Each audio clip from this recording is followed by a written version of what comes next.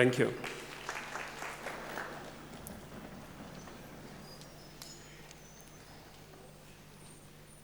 Ladies and gentlemen,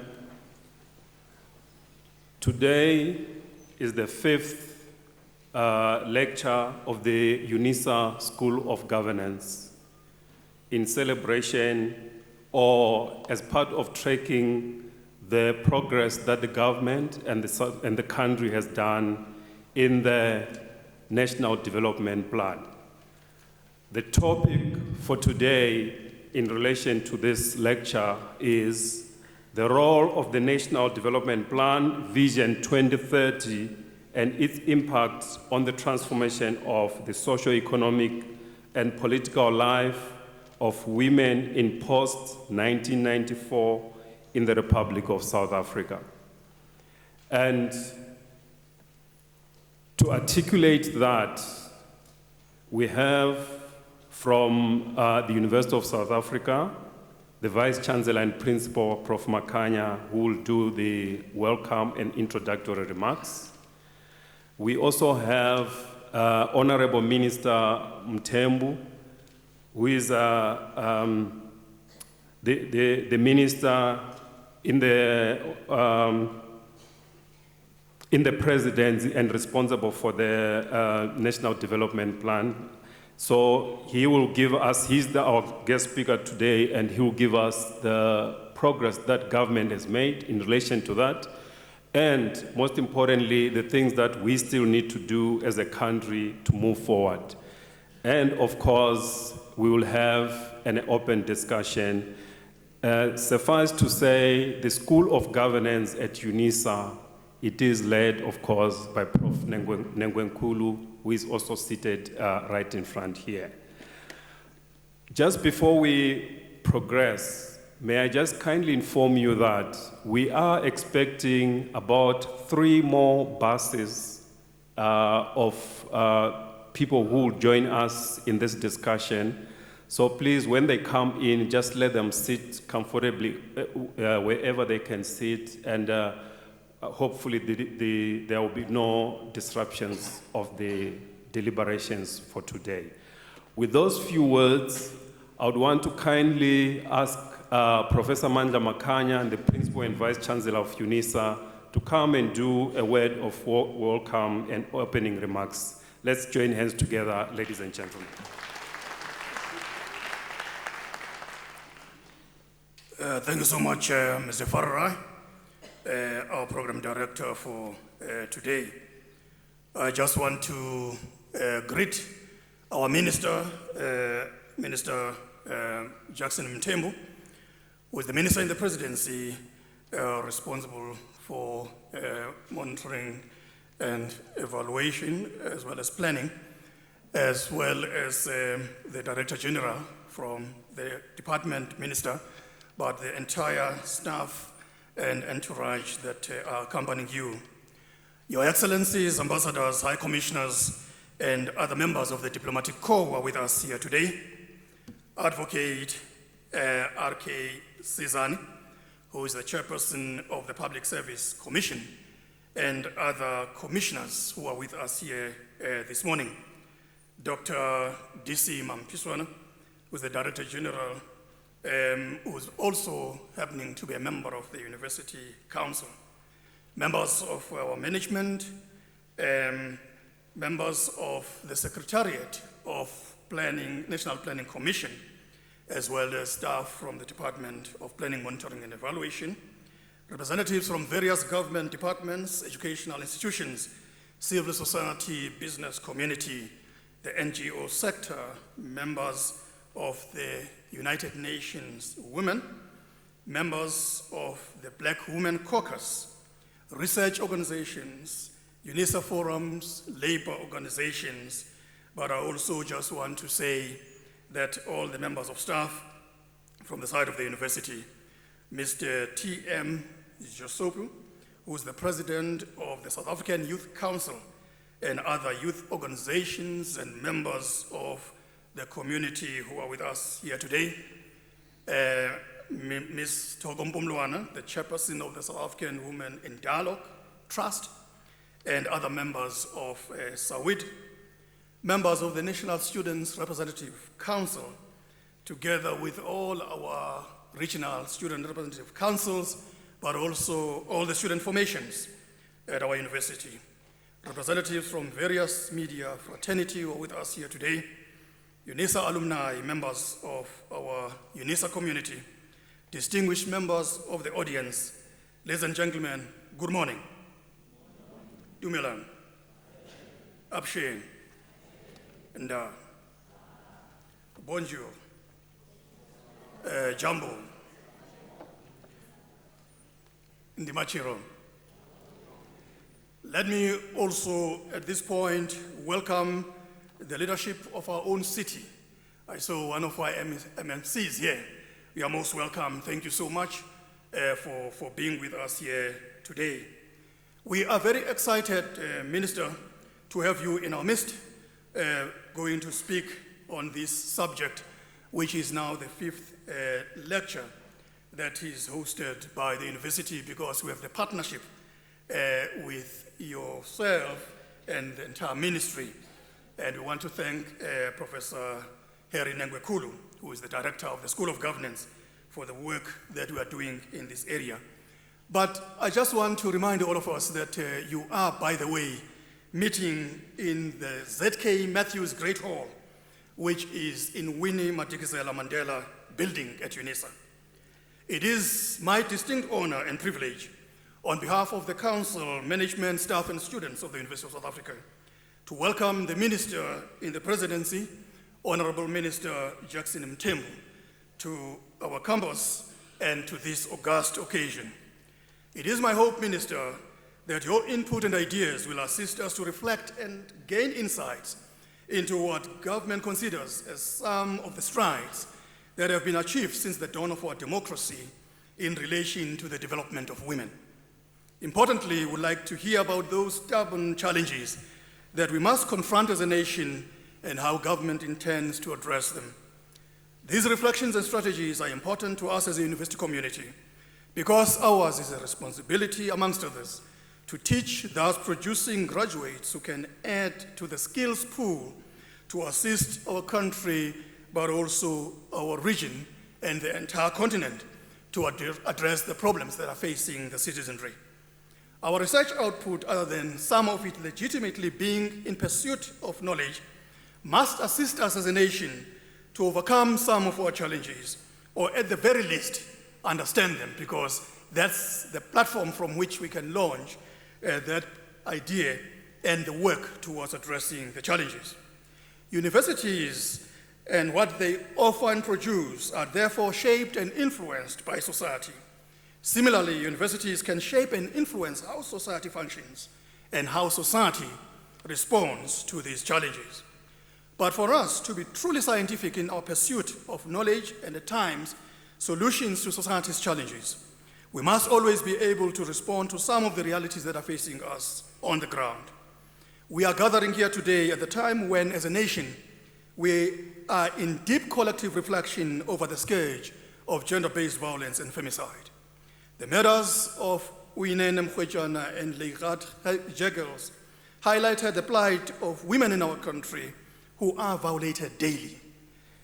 As I pointed out recently, while Uyinene and Leigat's cases received national and international attention, thousands of working class and poor women in both urban and rural areas are suffering daily in the hands of men, some being their partners, by the way. Their cases do not receive the necessary attention that they deserve. They are the silent and the silenced majority. A cursory look at some of the available studies on gender-based violence reveals some very depressing facts. Many studies have been carried out by the Medical Research Council over the years, documenting the challenge that we face as a country against femicide and violence against children. The 2018 study by Statistics South Africa, Crime Against Women in South Africa, an in-depth analysis of the victims of crime survey data, that in 2000, the South African murder rate of women was 5 times more than that of the global average, decreasing, of course, over time to reach a low only in 2015. But of course, this has changed, as we all know. There are slight improvements that I must say should never be celebrated. As a civilized society, we should not gather to talk about how women continue to feel unsafe in our homes, in our workplaces, in the universities, and in the streets. Safety is a birthright for every woman. Some may be asking, why am I highlighting these worrying trends in a lecture that is supposed to be focusing on our socio-economic development, particularly of women, since our dawn into democracy? There are three main reasons why we should be situating our discussion on socio-economic development within the current realities that are affecting our women. First, as I pointed out earlier, it will be unscientific to ignore what is happening around us. Any development in society and intellectual reflections related thereto must be anchored on the lived experiences of those who are affected by events of that society. Thus, in its critique of the National Development Plan, the Commission for Gender Equality argues that the NDP Code needs gender disaggregated data to emphasize the crisis proportions that gender-based violence has taken on in South Africa. And dealing with this gender-based violence should be prioritized for intervention, unquote. Second, universities are affected by the prevalence of gender-based violence. According to Mthembu and Dugard, students are the predominant victims of gender-based violence in our universities. Now, as Vice-Chancellor, I cannot afford to be silent when we have an opportunity to speak out against this scourge. We must take every opportunity to add our voices of protest and pledge to make spaces that we have and influence to advocate for the safety of students, but particularly of females. The third reason why I'm highlighting the scourge of gender-based violence is because this distressing reality reflects how society is still shaped by patriarchal notions of women not deserving equal treatment and opportunity as men. What therefore finds expression in backward and violent tendencies mirrors subtle and hidden perpetuation of inequality and marginalization of women in the economic development spaces. But Minister, as and when I tackle this subject, I always want to go back to who we are as the African nation on this continent, that we must always understand patriarchy and all these challenges that are confronting societies as being intimately linked to imperialism and colonialism. And of course, finally, with apartheid, the manner in which societies were meted out as and when they rose against that oppression was violent in nature. And with time, we found a situation where many people began to understand that violence is actually part and parcel of normal life, and it is far from the truth. Now, this combined with class and race dynamics, what emerges in some of differentiated system where middle-class women must contend with glass ceiling in corporate sector, while working-class women, both in the townships and rural areas, must contend with daily realities of marginalization and lack of access to the levers of the economy. These are things that we should not just turn our eyes blind on. It is on this account that I wish to briefly turn so that the areas that we are identifying in terms of the NDP can be understood in context. With our unemployment rate standing at 29% during the second quarter of this year, it should be expected that women will find themselves at the bottom of the opportunities ladder. While there surely are more recent statistics that the minister is exposed to and is going to be making reference to, the latest analyses from Stats South Africa, which I could gain access to, are indicating stark realities that women are still faced with. For instance, in one of the observations, it is stated that, quote, in addition to the low employment rate among females, a large portion of South African female workers remain concentrated in low-skilled or low-paying jobs. Women also bear the brunt and burden of doing unpaid work, unquote. Stats South Africa report that I've just quoted goes on to state that there are various factors that serve to maintain this economic ladder gap. These include, one, that women living in rural areas often have difficulties in obtaining the same education and skills as men. Second, unequal gender access to business and financial services. And finally, a large proportion of females or women face constraints that limit their ability to own and control assets. Whereas working class women and poor women still face difficulties, middle class women have had to contend with a myriad of other challenges when they try to break the glass ceiling. The picture seems to be different between the public sector, obviously, and the private sector. Having set the target of achieving 50% representation of women in senior positions, the public sector minister seems to be on the right course to achieve that. It's a noble goal, but we must say we still have numerous challenges. And I dare say when we look at the private sector, the picture is different. A report released by the auditing firm PwC earlier this year shows that there is still a lot of work to be done in the private sector. For instance, only 3.31% of CEOs of some of the big companies listed on the Johannesburg Stock Exchange are women. Some of the gender disparities that were found included the fact that there were remuneration gaps that favor men in the healthcare, technology, and finance sectors. That white males are still dominating as CEOs. This means that women, especially black women, find themselves in the bottom rung. These and many other of the statistics that are available that have been compiled by many organizations are showing us that there's still a long way to go for women to find themselves to be full participants in the economy. What should, however, not be missed is that there have been major achievements in closing the gender gap in these areas since our dawn into democracy in 1994. Ours is a country that has opened itself to grapple with the legacy of apartheid, which saw black people and women being marginalized from the economic activity in general and ownership and management of such activities in particular. The task after 1994 was therefore a huge one that has been addressed with determination and purpose, especially by our government. Yet, we must acknowledge that a lot still needs to be done. So, Program Director, against this background that I've just outlined, there are a few considerations that I wish to make, which I think are contributing to the National Development Plan Vision 2030 that are being realized. This, in addition and complementary to what many other organizations and individuals have already suggested. The first is to address the dropout rate by girls at high schools. As the Commission for Gender Equality has observed, the dropout rate by girls at primary school is less. It then increases at high school. Some of the factors that are identified are including sexual harassment, teenage pregnancy, and conservative views that hold that girls should not proceed further with their studies. Both state and society must intentionally address the challenges that girls face at high school so that they can articulate seamlessly into higher education. The second intervention that must be strengthened is to encourage female students to take up professional areas and the science streams of the varieties of opportunities that are readily available in universities.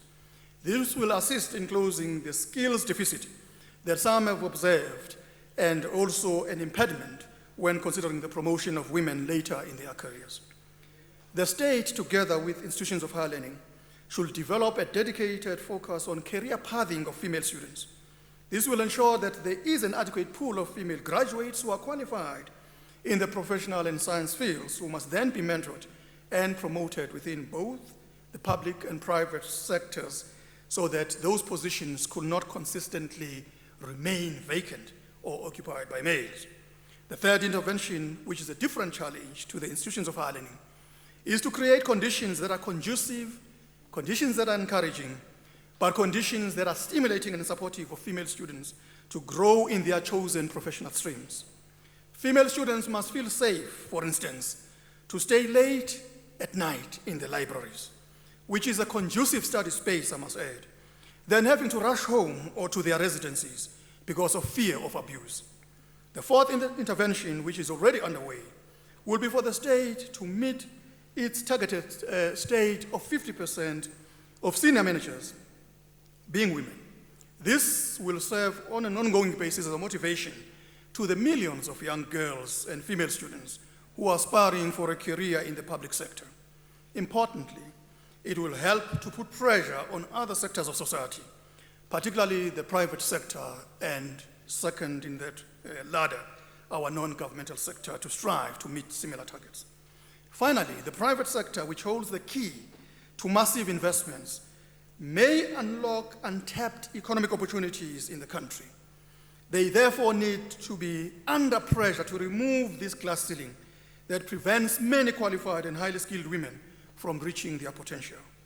These and many other interventions may assist in achieving our ambitions, and yet we must acknowledge these are necessary goals in our National Development Plan 2030. So, Minister, as the University of South Africa, we stand ready to continue our collaboration with yourself and your department so that we can be partners and we pursue these noble goals so that we can reach our potential as a country. Through our various research centers and institutes, we are prepared to add to the work that the institutions of the state, as well as State South Africa, are currently pursuing with success. This I say because there can never be any thought-out development that is not based and undergirded by strong research and policy advice. That is where an institution such as ours may assist. I'm therefore, on behalf of the university, looking forward to having this discussion being pursued beyond just what we are going to be doing today and hearing you, Minister, because we are looking at ensuring that some of our achievements must begin to be documented in an easily digestible form so that the plans that lie ahead beyond Vision 2030 can be appreciated by South Africans. Once again, on behalf of our council, our management, our staff and students in this university, Minister, I want to say once again, you are most welcome. This is your university. We are very excited to have you in our midst. Rialebo.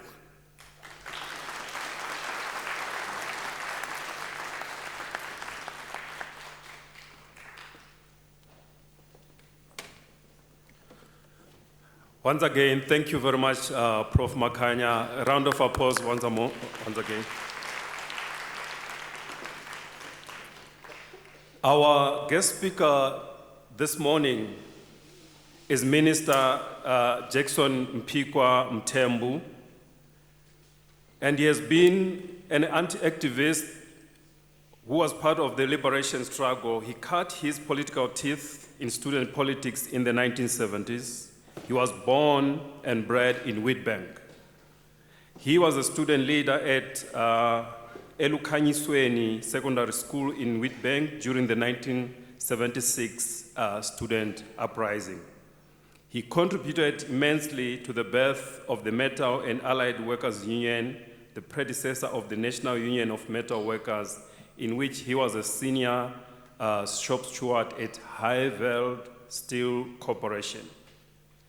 During the state of emergency in the 1980s, he was subjected to constant harassment and persecution by the security forces of the apartheid regime, resulting in the months of detentions without trial, mostly in solitary confinements. Minister Mthembu was elected as the Deputy Regional Secretary of the United Democratic Front in the then PWV region, which is now Gauteng province. Under the leadership of the late Mama Albertina Sisulu, it was through his involvement with the South African Council of Churches under the leadership of Reverend Frank Chikane that he joined the SWAPO Solidarity Campaign.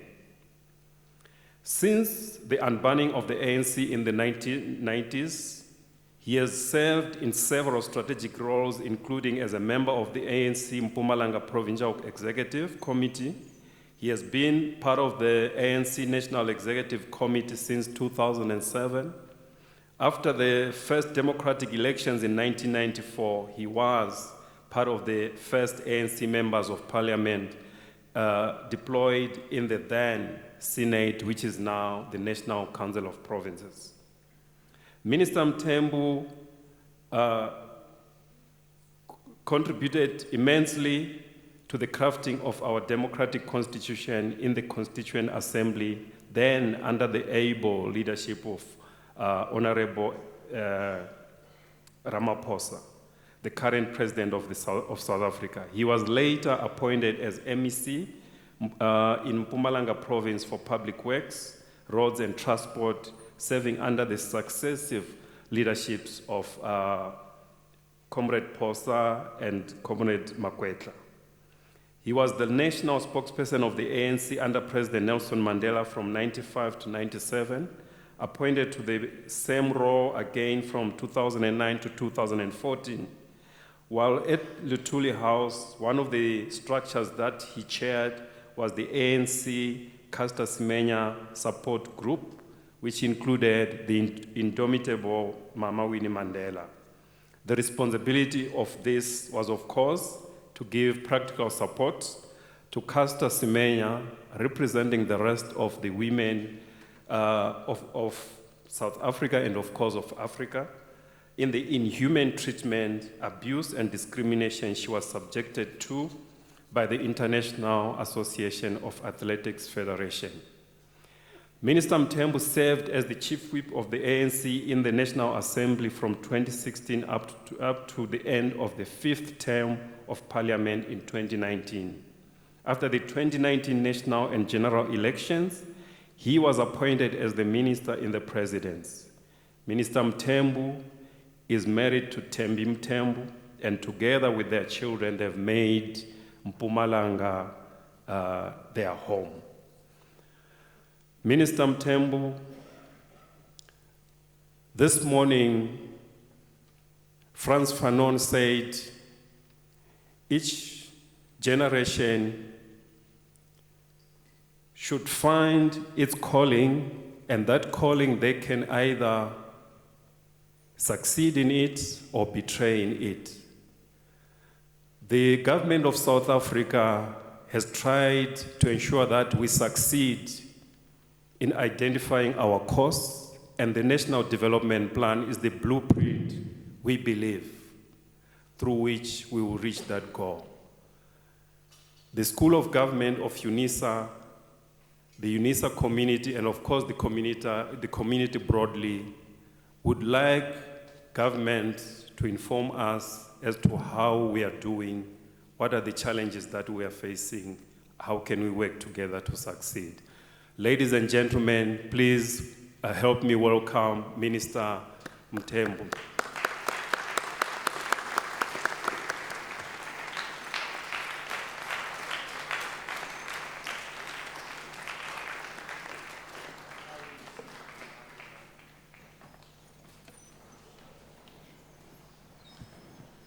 Thank you, Chairperson, Master of Ceremonies,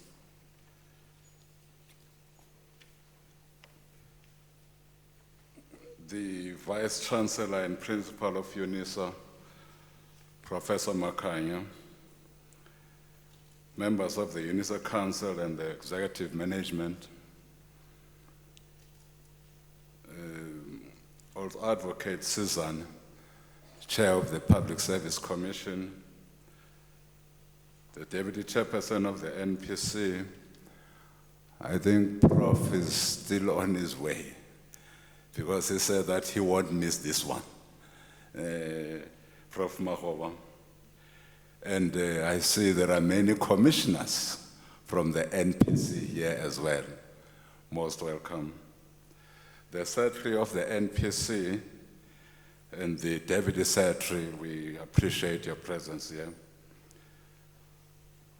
Now, Usis Vuyogazi says to me, Minister, please, don't forget that the South African Women in Dialogue are also here. Usis Pumluana is here. Now, I've not forgotten. Welcome again to Abu Mama and Bongwe, igama lamakhosikazi, and many other women structures that are here. Welcome. Senior government officials that are here, academics and students. I've heard from the Vice Chancellor that we also have our ambassadors, Your Excellencies, we appreciate your presence here. I've also heard from the VC that we also have members of the Mayoral Council, probably from Tshwane. Most welcome, colleagues, and other political leaders who might be in attendance here. You're most welcome, distinguished guests, ladies and gentlemen. Before I start, something that has not been covered in the introduction is that I was fired at University of Fort Hare in 1980. Now, with Susan, yes. With Susan, we were fired for engaging in political activism to liberate our people. So I stand here, you will pardon me, because I stand here as an activist. Because that activist role that was spoken to in the introduction still defines us. Yes, we have been able to attain our freedom, but there is still a long way to go for us to attain economic freedom. The struggle continues. The struggle, therefore, continues. I'm pleased to deliver the 5th annual NDP lecture on the 25th anniversary of freedom and democracy in South Africa. This lecture is an opportune time for us to assess progress since 1994 and the impact of the NDP, to identify areas that need focus and action towards advancing us to the prosperous South Africa we all espouse. The topic chosen for this lecture, which is the role of the National Development Plan, Vision 2030, and its impact on the transformation of the socio-economic and political life of women in post-1994 in the Republic of South Africa, is extremely significant, particularly taking into account what we are going through as a country. The continued killings and murder of women and girl children by men in our country. This topic compels us to assess progress made in the emancipation of women and girls from all forms of discrimination and the deeply embedded systems of patriarchy. It also provides us with an opportunity to assess how far we have come in dealing with the triple oppression of black women in particular, who have for centuries been oppressed as a result of their race, their class, and their gender, due to our history of discrimination against black people and their exploitation in this country. This topic directs us to boldly confront the many contradictions facing women and girls living in South Africa. Post-1994, South Africa is lauded for having one of the most progressive constitutions in the world. Everywhere we go to, last week we were at the United Nations Vice Chancellor, representing our beautiful country. Everybody there said that, if there's one country that all of us must follow that has a constitution that we must envy, That country is South Africa.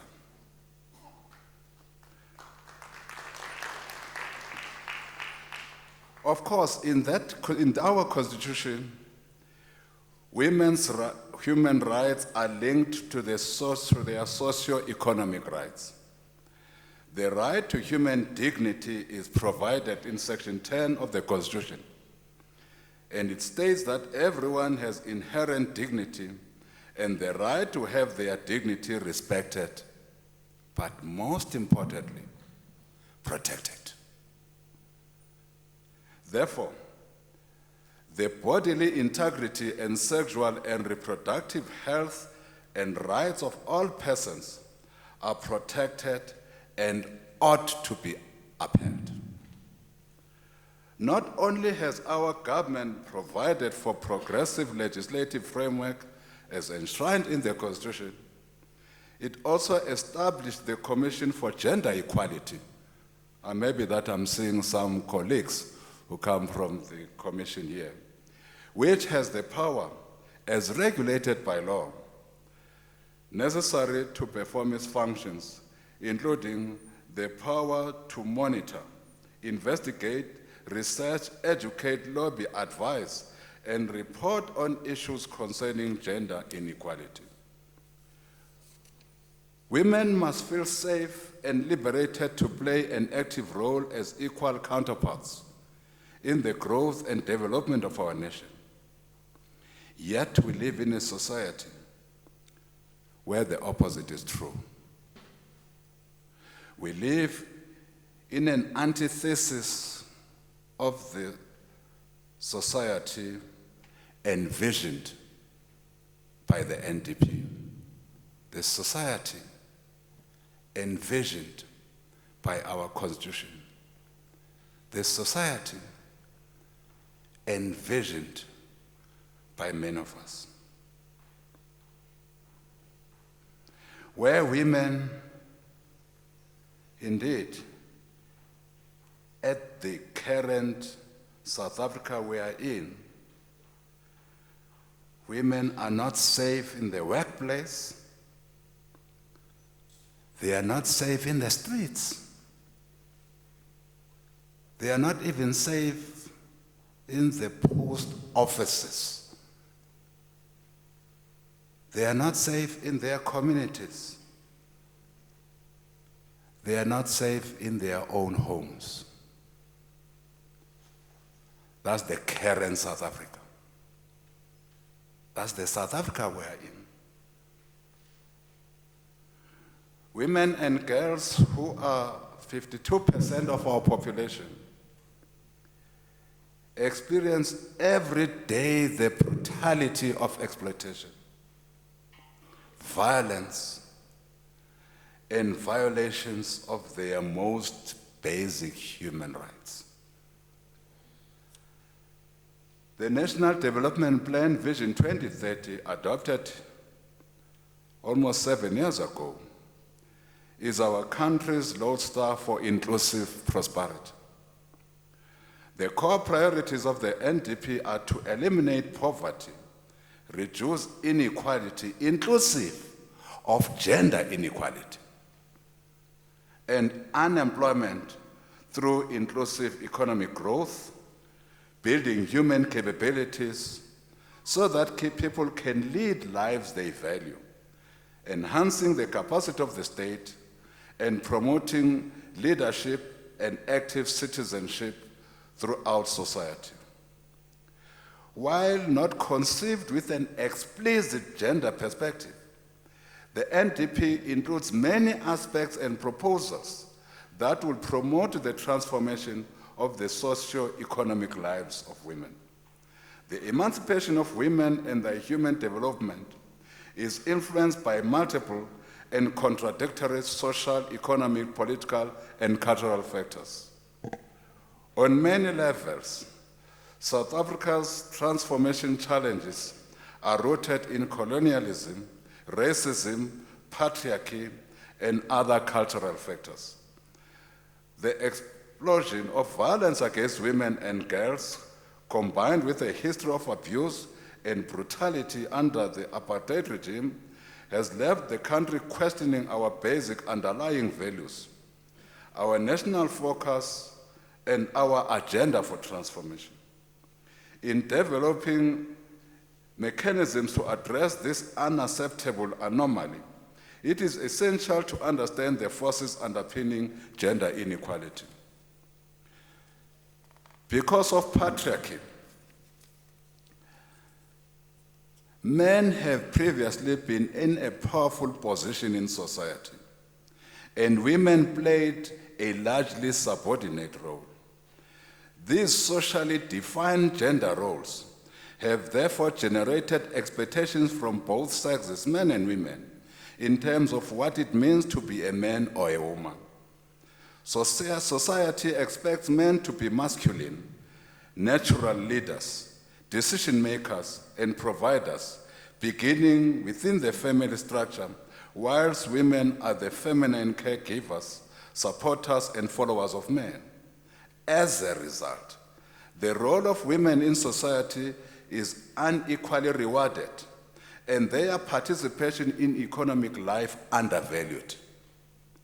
Despite our recognition of these multiple roles and burdens of women, recent evidence gave us a worrying picture of the marginalization and disempowerment of the majority of poor women in post-1994 South Africa.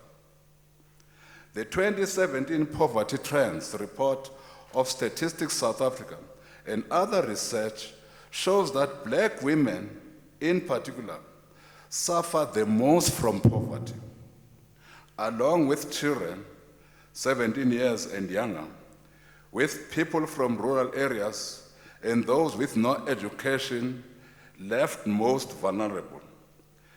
The feminization of poverty has also affected the girl child's ability to receive quality education, which would otherwise provide her with an opportunity to break the chains of poverty in her family. The latest employment data released by Statistics South Africa indicate that although strides have been made in the economic emancipation of women in society, women still constitute less than 50% of South Africa's economic active population nationally, and that unemployment among women is at 31.3%, which is higher than the national unemployment figure of 29%. In addressing the gender-based oppression, we must, however, not be narrowly only economistic. Other discriminatory practices, social norms, and stereotypes all play a role in perpetuating gender oppression. We need a deeper analysis and understanding that research by the likes of UNISA can assist us with. We need answers to questions such as, why is it that as society progresses and the fight for the emancipation of women reaches new heights, have we seen a manifestation of increased brutality against women and girls? What could be the psychosocial causes and wounds that may be festering in society and yet are not visible in our ordinary course of life? One of the mistakes we have committed in the past was to focus on the victim and considering that what the victim might have done to attract violence unleashed upon them. In that way, we inadvertently became accomplices by exonerating the perpetrators of violence, and therefore became unintentionally complicit in the commitment of violence against women. It is therefore our collective responsibility to arrest and bring an end to gender-based violence. We must focus on changing attitudes and perceptions among men, the potential perpetrators of violence, so that they learn to respect women. But more importantly, our fight against the evil apartheid system was meant not only to liberate those who were victims from the system, was also meant to liberate the oppressors too. We therefore need to ensure that as society, our focus in this fight against gender-based violence is focused, yes, on perpetrators, so that perpetrators, men too, even those who commit these crimes against women, those who kill women, one day they themselves can be liberated from these crimes. That's what our focus must be. It must be to liberate men so that men can be human beings too. Men are monsters. Men are beasts. You know, I'm speaking like this, VC, because I'm a father. I'm a father to 3 girls. I still say 3 girls, even though one of my girls committed suicide 8 months ago because of depression. Another issue that we must one day talk to. Mental illnesses. That's another debate for another day. But I've got 2 remaining wonderful, beautiful girls. Every time they are not at home, even when they are at university, I wonder what's happening with them. Even when they've just gone with their friends to a restaurant, I say, I wonder whether they will come back home safe. We can't be that type of a society. And all these fears, because of people like me, because of men.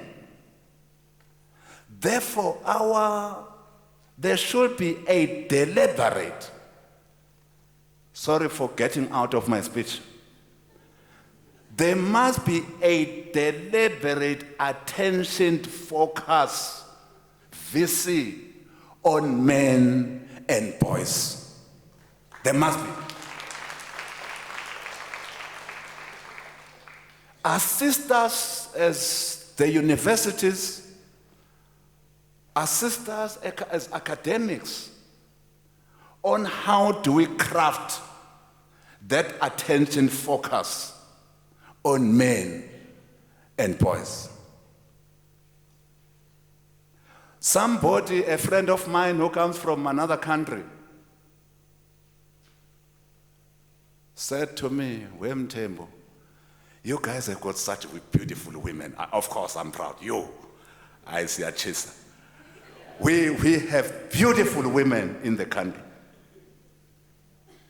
And he said, what amazes me, I thought you guys will be fighting over these women amongst yourself as men. But you do the opposite. You kill these beautiful women. Something has gone drastically wrong. I'll come to what the National Planning Commission intends doing later on this subject matter. But I'm just saying it's a societal issue. Our education institutions, our partners in education, can we confront this beast before this beast makes us a failed state, because it has that potential. All government interventions take guidance from and contribute towards the attainment of the goals of the NDP Vision 2030. We are left with only 10 years to achieve Vision 2030, and unless we engage on a higher gear, we are not likely to meet most of the targets. It is against this backdrop that government has adopted the spirit of Khawuleza, which seeks to ensure that we achieve our goals expeditiously and with renewed urgency.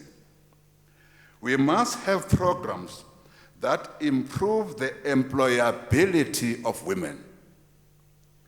Women must also be owners of industry if we are to respect the wisdom of every human being in our country. We cannot reach our NDP goals of unemployment and economic growth without a specific focus on women. In fact, the oppression of women in our society is a self-engineered disservice against our pursuit of building a developmental state, as we have denied ourselves the opportunity to tap into their innovation as a result of gender oppression. Vice Chancellor, we say in 2030, the NDP says that if we are to make serious strides in improving the quality of life of our people, we must ignite our economic growth to the levels of at least 5.4%. That's what we say. That's how year on year our economy's growth must be tagged at. How do we achieve these levels of growth when a population group that is 52% of the population is left on the periphery of economic development? Women. We say in our National Development Plan, year on year, we must be fighting everything, bringing everything in our power, all of us as society and government, to reduce unemployment figures at least to reach levels of 6% by 2030. That's what we say in the NDP. How do we reach those levels of unemployment when, as we have said, VC, there are not deliberate programs that focus on the skilling and pathways for women in the labor sector, in the labor market? Women and girl children, even at universities. Unless we take these deliberate steps to ensure that women are fully involved in the economy, not only as providers, but as serious owners of the various sectors of the economy, unless we take deliberate steps, we agree with you, Vice Chancellor, that there are skills that we deliberately impart to our girl children at all levels of education so that they are able to break that glass ceiling.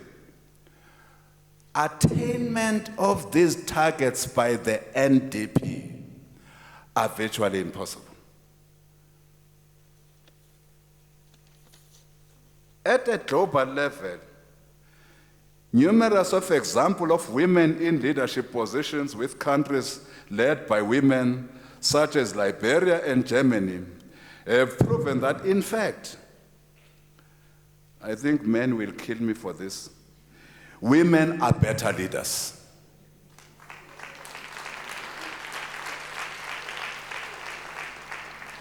You know, VC, when the EU was busy discussing whether to accept migrants who were at sea, not knowing where to go, who were about to die at sea, coming from various countries on ships. Merkel said, I will allow migrants to come into Germany, to the annoyance of even her own party, annoyance of her party, to the annoyance of the German population.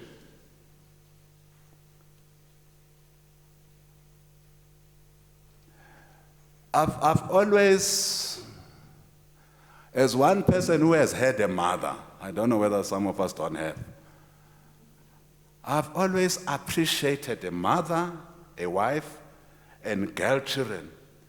I've always appreciated the compassion that comes from women. It comes natural. It's not forced. It's not meant to get something from you. It's a compassion that comes naturally. I therefore ask the question, Visi, would we have war in a world where superpowers are led by women? Would we have contestation who has the most nuclear weapons? I don't think so. Would we have contestation of ensuring that even children are roped into wars and become child soldiers? I don't think so. I therefore agree with you, Visi, that we, in the global political environment, in the continental political environment, and even as we have tried in our own national political environment, let's ensure that we create a deliberate effort for women to lead. It must be deliberate. Program Director, there is empirical evidence revealed by our review of the first 25 years of a democratic government that women have made significant strides in the various areas of the civil service, as we have said, Visi. This ranges from the number of women serving as members of parliament and legislatures, to holding mayoral positions and serving on local councils, women serving in leadership positions in the judiciary, the military, etc. This sixth administration of government has ensured that South Africa joins a handful of countries who have a 50-50 gender parity within its cabinet. Our legislative arm of the state is led by a woman. And again, progress is also evident in the judicial arm of the state. While there is rapid progress in terms of gender transformation in the public sector, agreeing with you again, Visi, unfortunately, in the private sector, the trends are not the same. There is gradual increase in the appointment of women CEOs and board directors in the private sector, but the progress is too slow compared to the public sector. Therefore, the private sector must equally be held accountable for the lack of gender transformation within their boardrooms, as the country will not reach gender equality and empowerment of all women and girls by 2030 to reach our Sustainable Development Goals targets. The President has announced that he is going to include the implementation of the gender response planning, budgeting, monitoring, evaluation, and auditing framework in the performance contracts of ministers, deputy ministers, director generals, and senior management in government.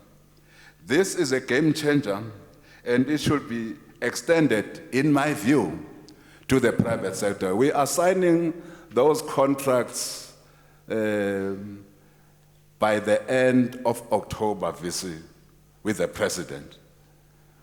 And indeed, he has put these as indicators in our contracts that we are going to sign.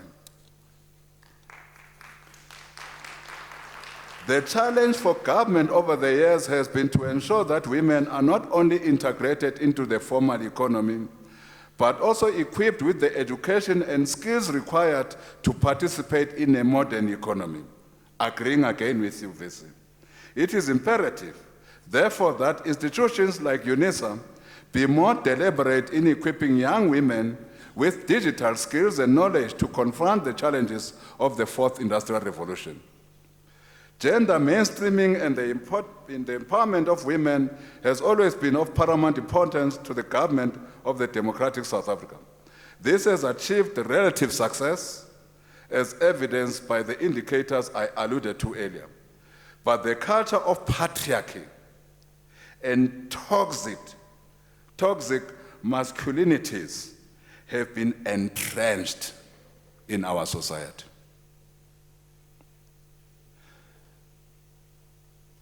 These are deep-rooted fault lines in our society, deep-rooted social fault lines.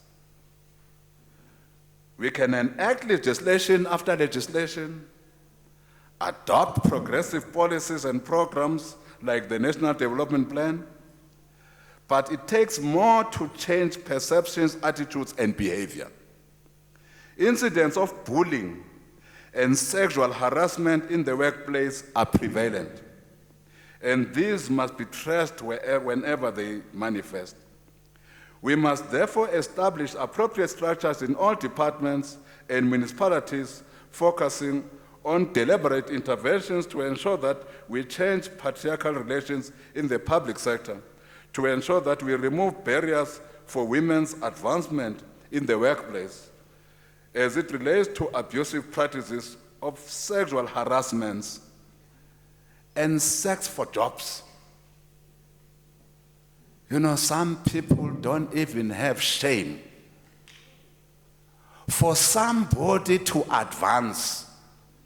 A person who has the necessary attributes. As men, we still need to sleep with them for them to gain promotion. That's what happens today in South Africa. Not only in the public sector, by the way, VC, even in the private sector. I don't know, I think we are bewitched. We must also appeal to men in particular to treat women as their equals. It is now time more than ever before for men to lead in the campaign, not in my name, against the gender-based violence and femicides. Most of the referred incidents are just criminal, as our president refers to them as, I open quotes, a dark and heavy shadow across our land, I close quotes. And our justice system must act hard against them. Following the total shutdown March last year, President Ramaphosa convened the Presidential National Summit Against Gender-Based Violence, which resolved, amongst others, that 1, government must set up an interim structure which will eventually lead to the establishment of a national multi-stakeholder council, which has already been established. The interim steering committee is finalizing the national strategic plan to end gender-based violence and femicide, which will be submitted to government at the end of October 2019. Coupled with the resolution of the Presidential National Summit Against Gender-Based Violence, President Ramaphosa called a joint sitting of the Houses of Parliament to address the nation on matters relating to the recent violent attacks on women and children in the country. Government outlined the following immediate measures to address the gender-based violence, femicide, and violent attacks. 1, the establishment of an interim steering committee to coordinate rapid response at national level to respond to challenges faced within the criminal justice system. This will result in the introduction of specialized units within our police service to deal with gender-based violence. Of course, to a certain extent, specialized units were there in our police service, but we are now saying they must be enhanced, particularly as it relates to gender-based violence. You know, one thing that I fully agree with the Minister of Police on is how does a woman who has been raped and abused go to report such rape and abuse at a police station and report that to another man? I agree with the minister that at the frontline service dealing with matters of gender-based violence, either at police stations or in the prosecution teams, women must be in the front line. Even if men, of course, there will be those men who say that they are gender conscious. Thank you very much. But how do I know as a woman when I get to a police station that this man is gender conscious? How do I know? So we're saying that there must be a deliberate effort to make those units that are seized with gender-based violence to be headed by women, in our view. Government will also strengthen our centers of refuge for victims of gender-based violence through adequate resourcing of our Tutuzela centers and increasing our sexual offenses courts from 94 to 102 by the end of this financial year, and roll them out in areas where they don't exist, the Tutuzela centers. At times, and in most instances, these Tutuzela centers are the only means available to save our women from certain death. And they've played such a role on many occasions. But we need to roll them out to the various areas of our country. And that's what we intend doing. The imposition of the maximum sentence to the perpetrators of gender-based violence and femicide is also a decision that we have arrived at as government. So that when we say the maximum sentence is life sentence, as President has said, life must mean life.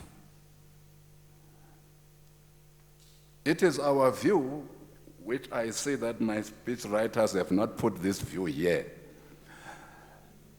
that those who partake in such activities and crime must not be parolable. Must not be parolable. It should be one of those crimes that the president will say, no, I reserve my right. In fact, maybe we must even put it in law that such crimes are amongst those crimes where you are not up for parole.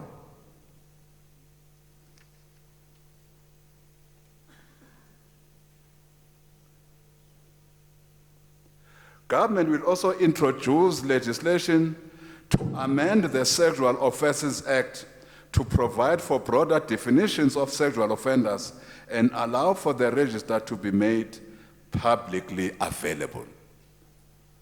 So that in the public service commissioner, when you decide to employ a gender molester or a women molester or a women abuser, it will be your decision, fine. But you must also take accountability when such a person you have employed, knowing, having read from the register, you must also take full responsibility of his actions or when he's in your employ, because you will have employed that person knowing. You must also tell us, how do you employ people who are a threat to women in the public arena? The improvement of our life orientation and subject content in schools to introduce women's rights and gender power relations, especially at the level of early childhood development phase, is also something we are working on to ensure the socialization of our boy children is linked to the non-gendered society we wish to achieve. This will also be linked to a mass media campaign to target communities, public spaces, workplaces, campuses and schools, recreational places like taverns, to create awareness and interventions against gender-based violence. We must equally join hands as all sectors of society to fight gender-based oppression in society. It is only through working together that we will be able to arrest this scourge. Whilst government has put in place these measures in an effort to combat the stubborn phenomenon of gender oppression in society, the National Planning Commission is embarking on an independent review of the NDP, which will focus on the following aspects where the gender question is concerned. One, what progress has been achieved in terms of women's development and gender equality? What are the obstacles to women's emancipation and gender equality? How do we address the existing gaps on women's development and gender equality within the NDP? What needs to be done to ensure that goals and targets set on women's emancipation and advancing gender equality are progressively achieved? What should an implementation plan on priority issues related to women's emancipation and gender equality for the country include, and who should monitor this plan? This review is expected to provide an evidence-based analysis on what has changed and what remains the same, or in some instances, what has worsened since 1994. When it comes to issues of women's economic, social, and political transformation and violence against women, we are robustly reviewing the implementation blockages that prevent women's participation. We will thereafter provide a medium and long-term strategic implementation plan to the President as part of our review as the National Planning Commission. This NDP review also provides opportunities for universities and research think tanks to share perspectives and experiences of those whose voices are ignored and highlight a plurality of voices and experiences that will not gain prominence.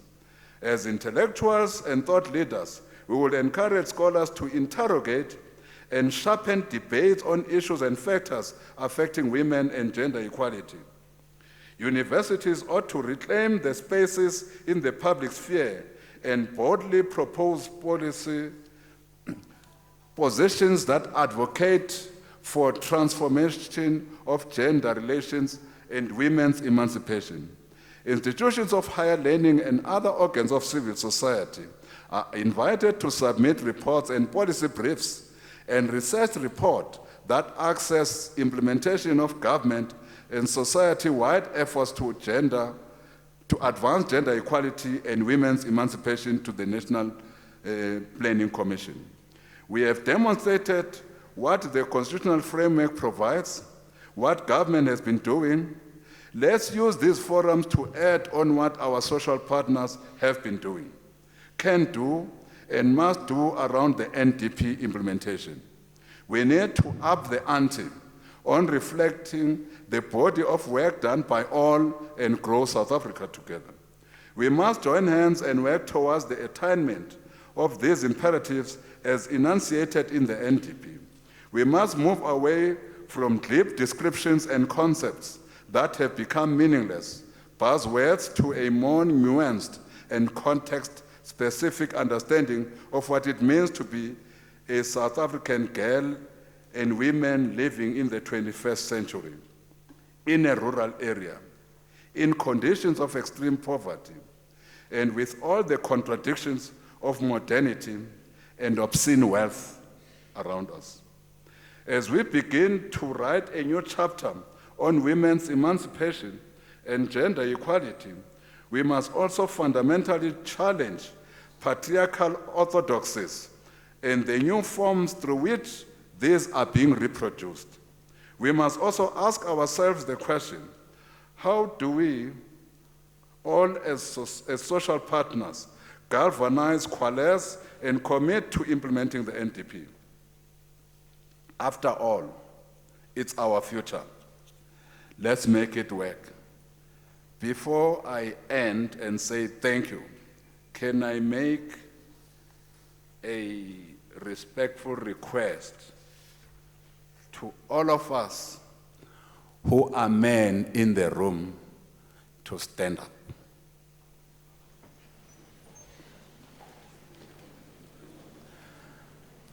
Can we all say, no gender violence in our name? I thank you.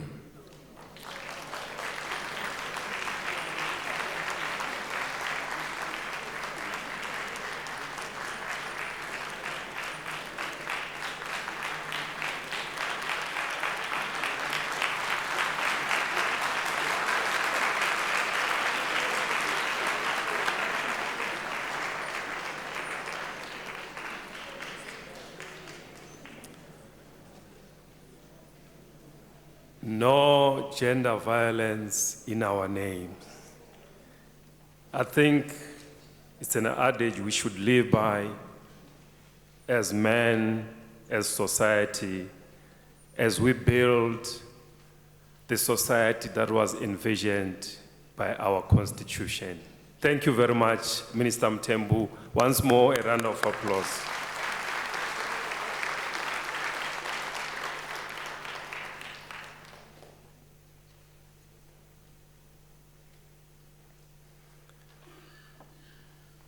We will have some entertainment, just, so that we can let the minister's brilliant speech to sink in. And then after that, we will go into the question and answer session. May I kindly ask Mr. Tinti Moretsane. Thank you. Na di bunga jama mawena kurang jana winzi mana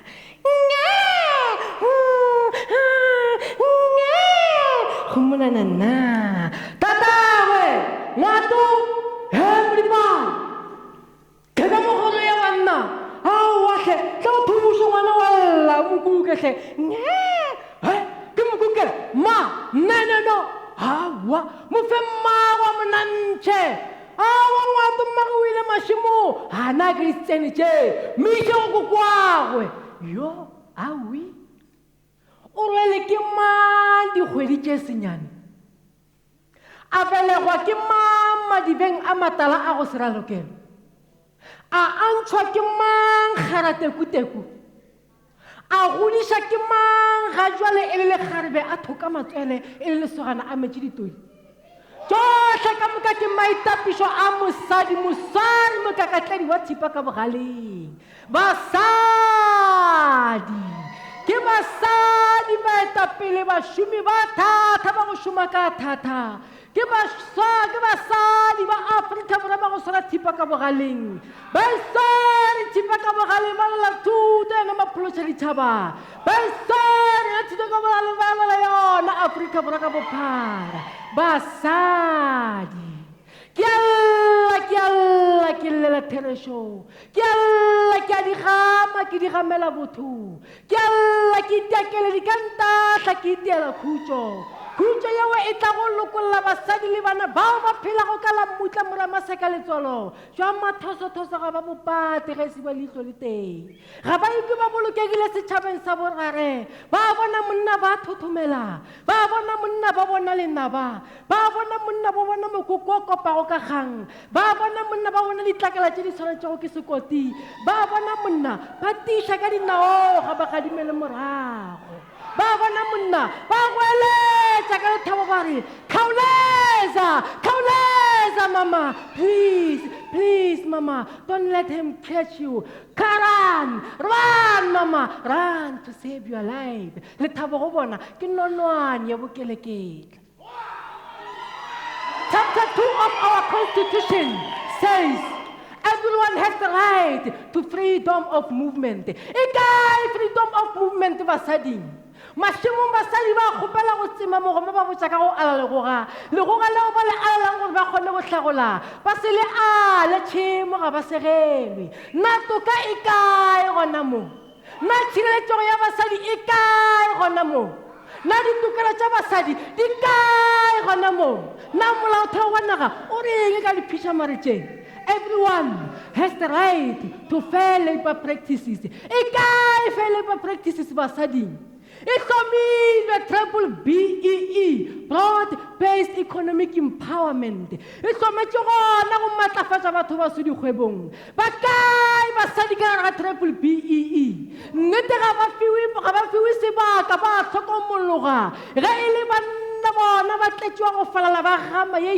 Triple BEE, but that's the hammer of a nose.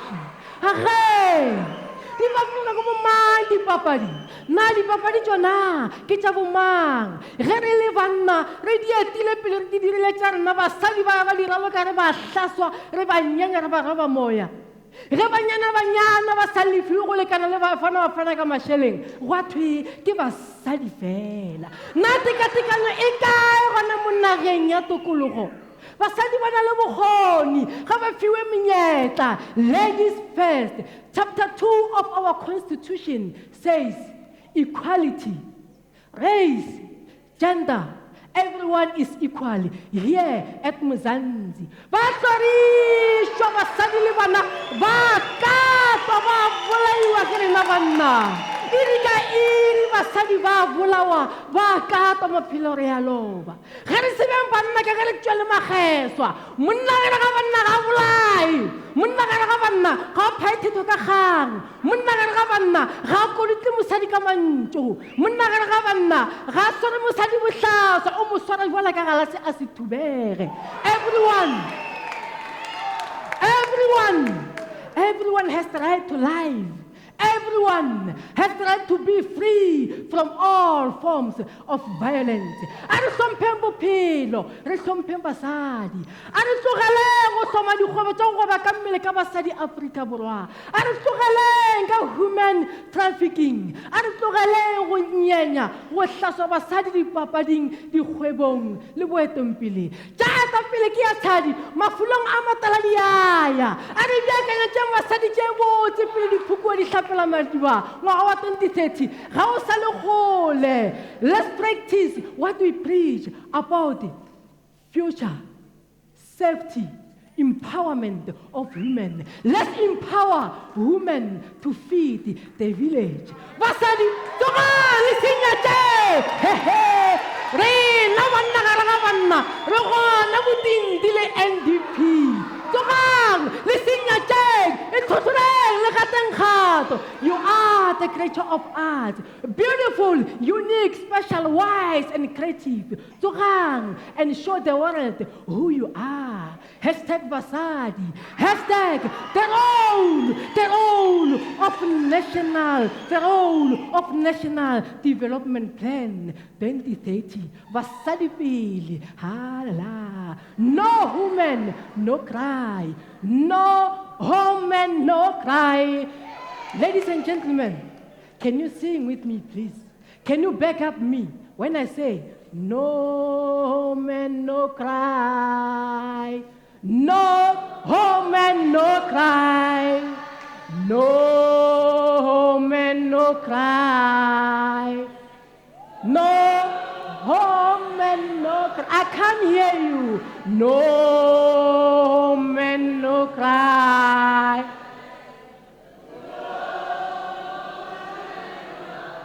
It's the voices of ladies here, not gentlemen. Women no cry.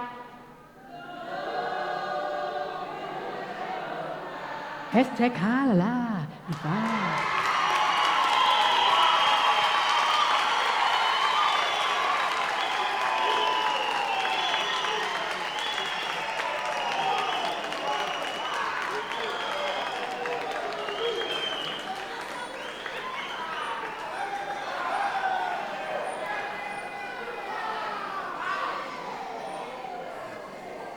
Ladies and gentlemen, Mr. Tinti Moretsane, once more.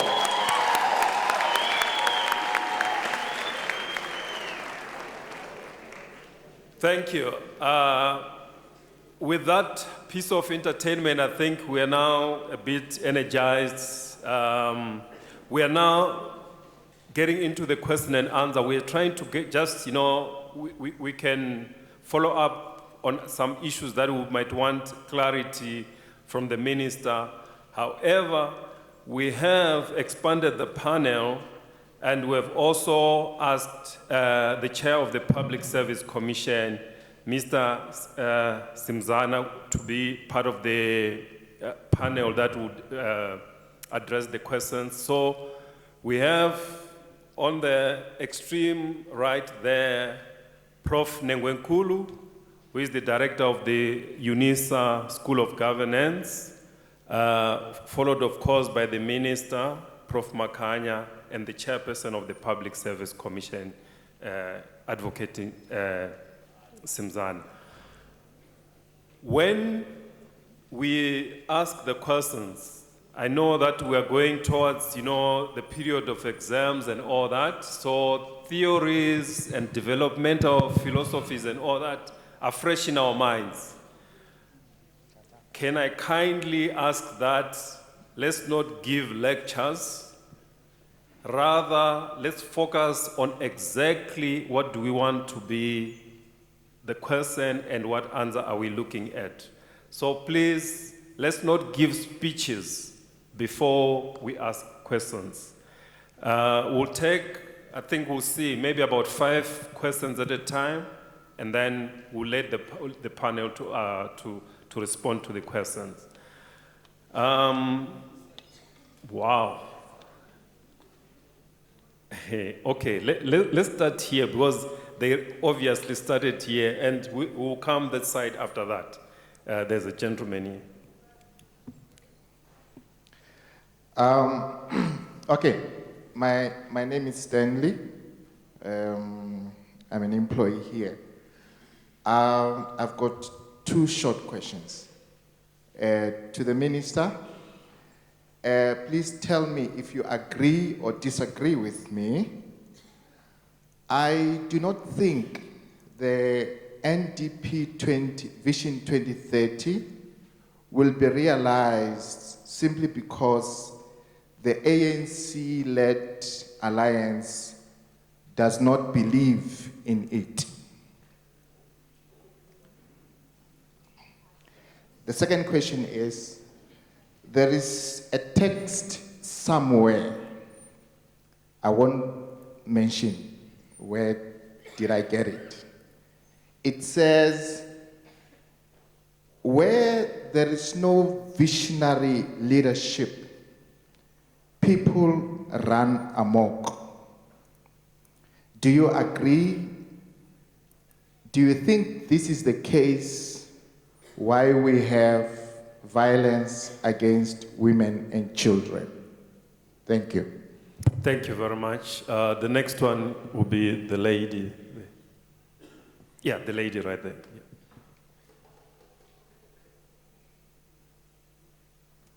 Good morning. I don't have a question right now, but I think it's good I make this comment at the very beginning before we start with the questions. We are talking about women, and here we are with a panel only of men.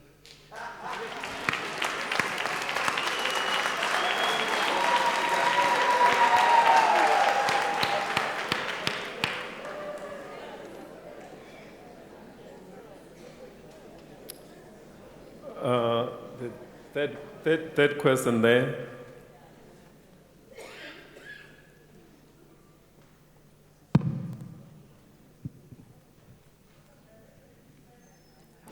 Sorry? Oh, okay. Yeah, I'm just starting here.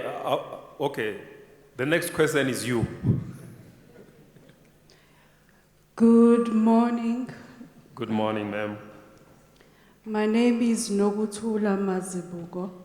I just have a plea that we've heard the Minister Mthembu saying that the government is committing itself to the introduction of life orientation, embedding the human rights, gender relations, power relations as an important lessons for early childhood as well as for our high schoolers.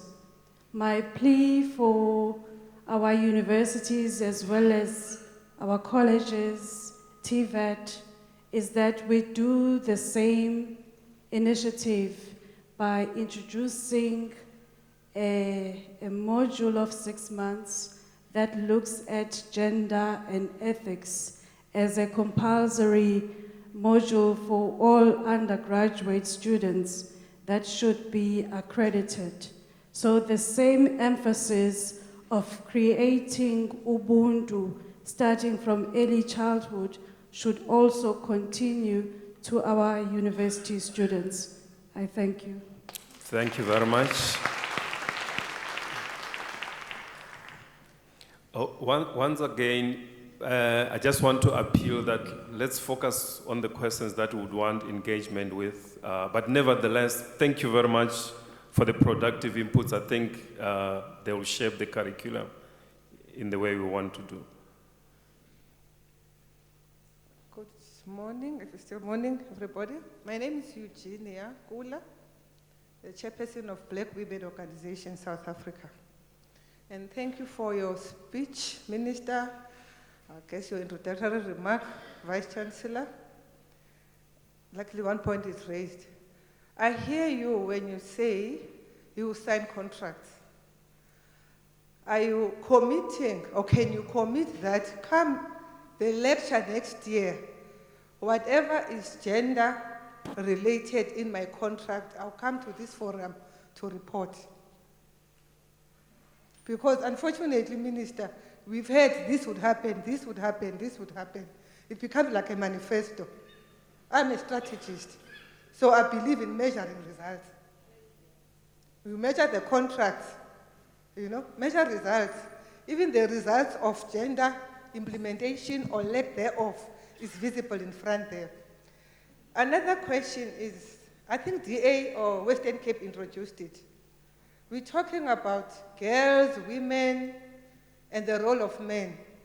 Can our government be bold to introduce, I won't say name and shame, maybe something similar to that. I remember DA, if I make an example, allow me program director. All of you in parliament and everywhere, when you are going December to your hometown with your ML, they used to have a roadblock. If you haven't paid your pipe health, they take you to the police van.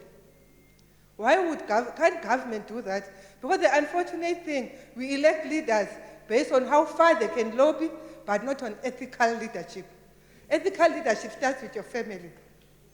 Let me say to the students here, I was a student leader at 40 in my days. When you come for manifesto, you want to be an SRC member. If you've beaten your girlfriend, we'll ask you about that. If you've raped someone, we'll ask you about that. Our problem, we are disempowered, or we become a rented crowd. I don't blame politicians, they'll be promising. I blame all of us. Because we keep quiet and then they come with a plastic of food before elections, then we vote. We need to hold our government accountable. The 25 years Aluta Continua is no longer a bottle bomb, which we used to use. It's no longer a consumer boycott. I can't do consumer boycott when I have Mthembu who can legislate that private sector must comply. So we need to be firm in making sure public sector complies. Part of our challenges that are linked to this violence and drug and prostitution is because of poverty. Our vision in our organization, we empower, position, and grow women and black women-owned businesses. Because if you are empowered, you can't come to me and say, before you give me a job, you must sleep with me. I'll tell you to get lost. Because I'm empowered. You get disempowered, then for your own benefit, the same men, the same SRC leaders, the same leaders everywhere. So let's empower women. I'll go to my studies. Professor, I just finished my DBL at the business school. I'm disappointed to note that your executives there are no females. I hope the head of that business school now will be a woman, preferably black. It's even a man who's part of the executive who will say, I'm even ashamed when we sit there, it's all of us men. We cannot be endangered species. We started with all of you. You don't like we were last in class. Some of you were first in class, and boys behind us. Now it's leadership. Coming to my studies, it's enough to get degrees, but we've learned, I serve in boards. My studies is on board. I develop a framework to empower, to prepare women for boards. It's enough to have a qualification, and you can, look at this one. Don't you see people with masters, MSc in engineering next to the robots in Johannesburg or in our robots? It's because they are not empowered to position themselves, to do their CVs, to present themselves in interviews. There's something about softer skills which need to be supported by our universities, by our government. Research is good if we implement. We need decisive government, starting with contracts. Thank you very much. Thank you very much. Yeah. Thank you. No, at least I've made my I still got more. I think on that note, Honorable Minister, I'll give you an opportunity to respond to some of this.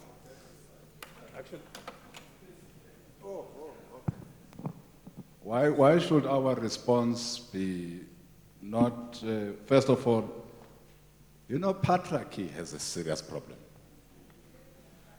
Why are we all men here and discussing issues that affect directly women? Why is there no woman? I start there. Is there no woman capable to answer all these matters? Ask him Tole before we answer.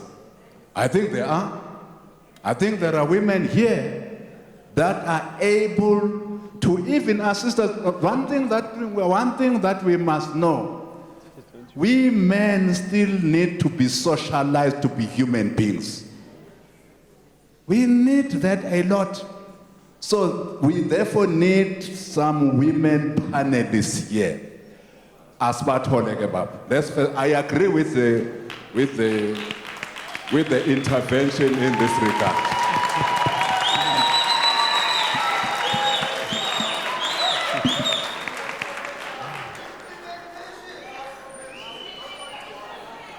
You see, we are getting there now.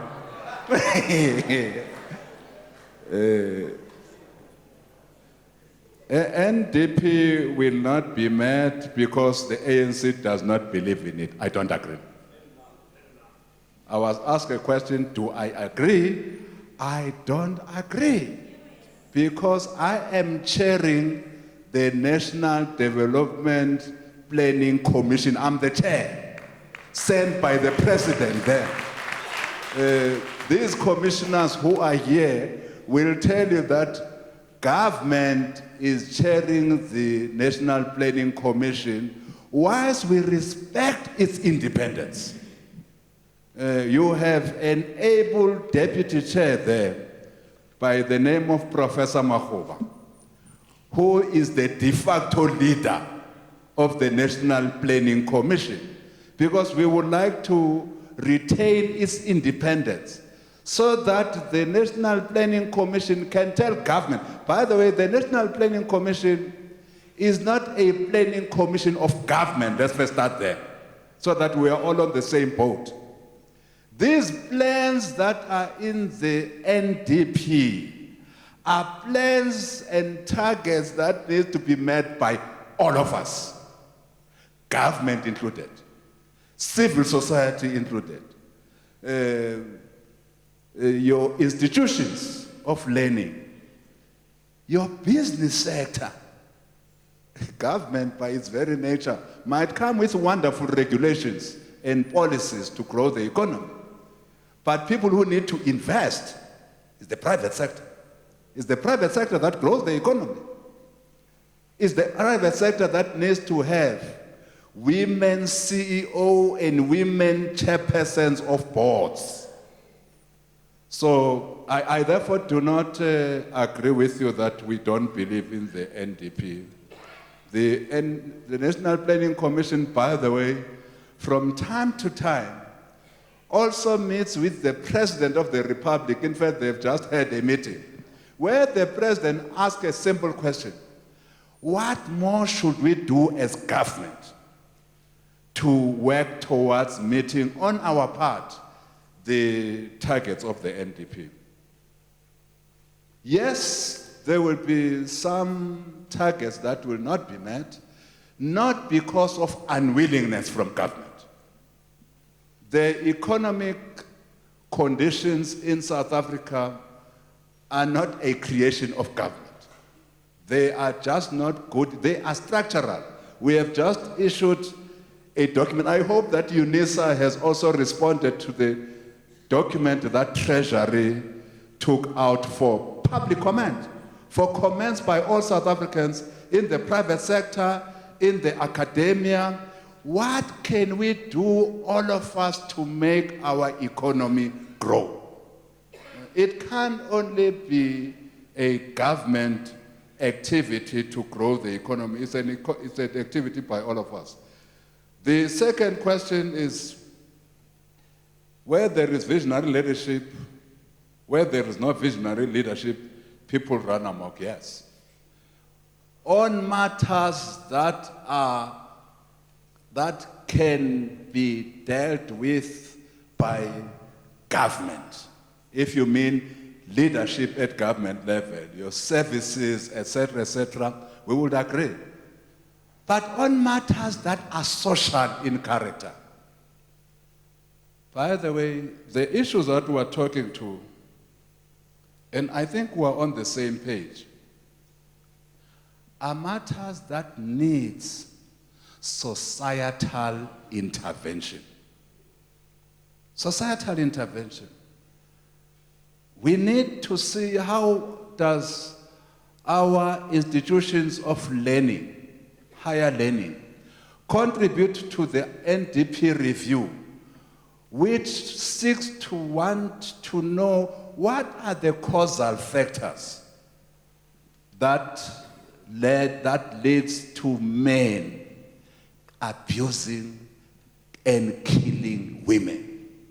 We must all answer that question, all of us. It can't be a question that must be answered only by one stakeholder in our society. It's a societal matter. All of us must play our part. All of us must give leadership as society to this particular issue.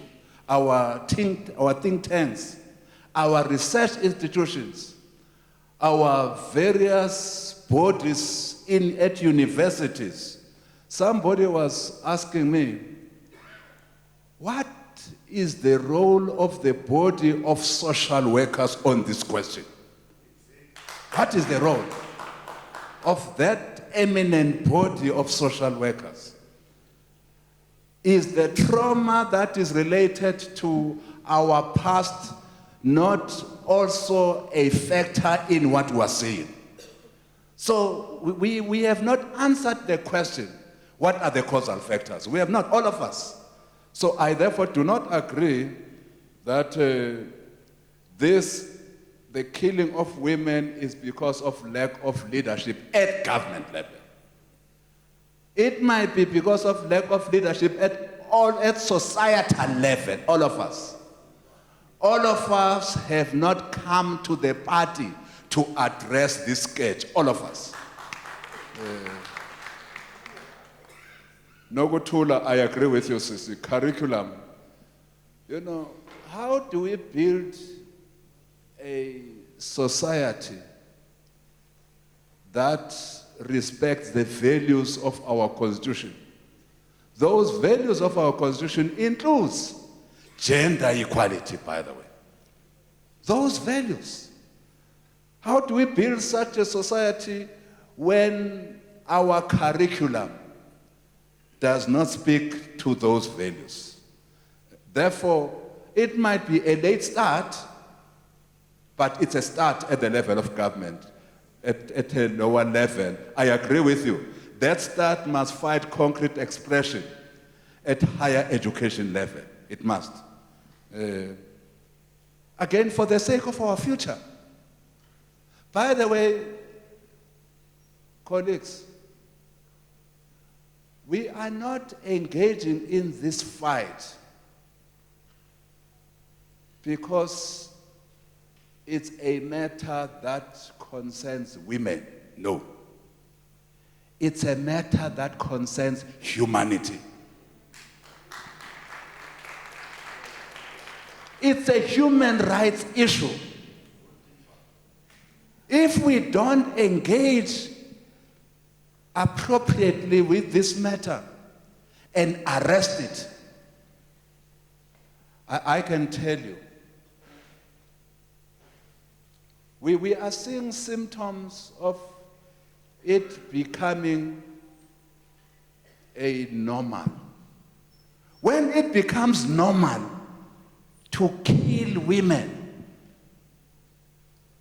I can tell you, the next, when we have finished them, you will kill yourself at any rate.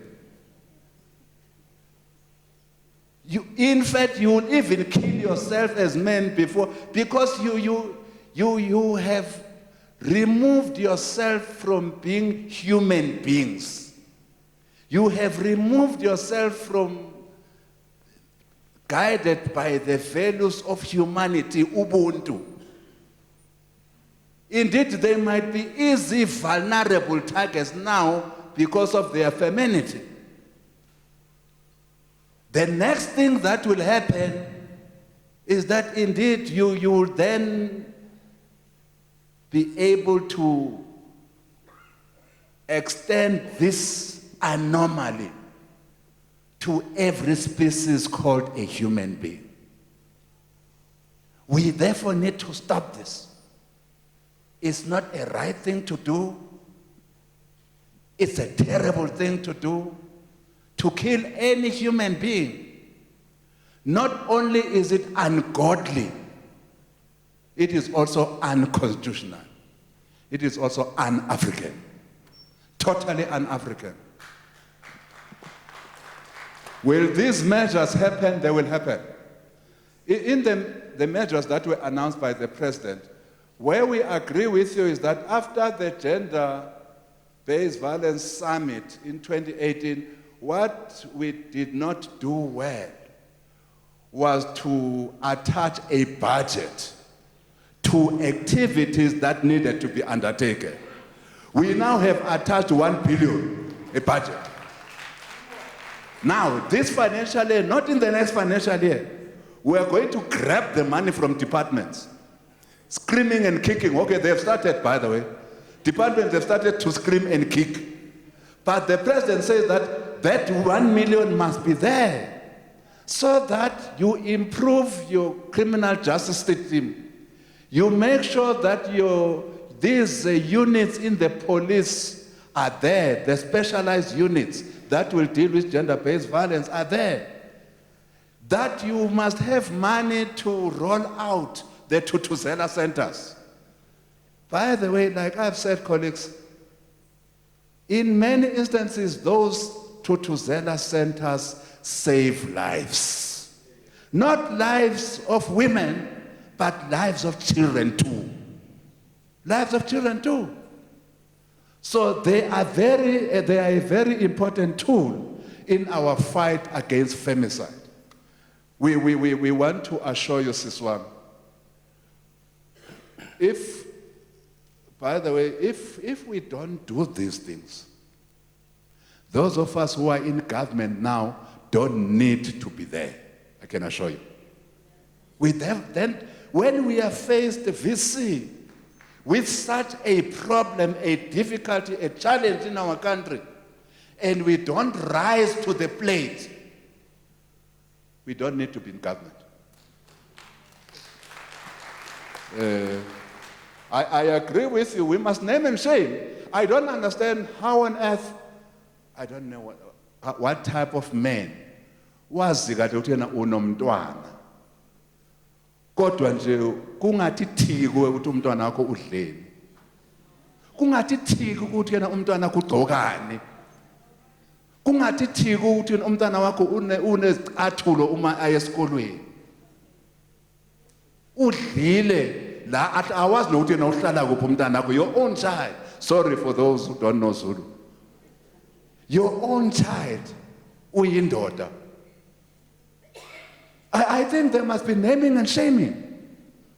All those who are not paying upgeld, I agree with you. Lapha roadblock must also be bafakwa lapha evenini. Not only for the tickets, but also for not being responsible. I agree with you, yes, all these matters are also poverty linked. The attacks on women, the abuse, they are linked to this poverty status and the feminine nature of poverty in South Africa. But having said that, some of the women who are killed are women who are very independent, who decide to leave a relationship because it is abusive and find themselves someplace, somewhere. Le ndoda imlandele sisi. There's somebody I saw in the Sowetan yesterday. The ndoda imlandele, go to where Our Lady has gone to find her place, a little room. Ayomshayela ambulalele khona. We need to go deeper. We must not be superficial in trying to understand the cause of it. That's why, as the National Planning Commission was saying, we must understand what are these factors and drill deep. Working with you, colleagues, VC, nisincede madoda, hey, nina nifundile lana, nina zonke lezi. And now wonke they structured at higher level of education, research capabilities that can drill deeper into this. We are together, by the way, in this. Let's solve it together as sisters. I think these are the issues that I needed to respond to. But the most important one was the one that we have just dealt with. We've just resolved. Thank you very much. Thank you. Thank you, Minister. And thank you for resolving that. We will have the last round of questions. I'm looking at our time. Unfortunately, our time is not on our side. And again, can I kindly appeal to you that as you ask the questions, be precise and to the point so that other people can take, can have an opportunity. Let's start that side.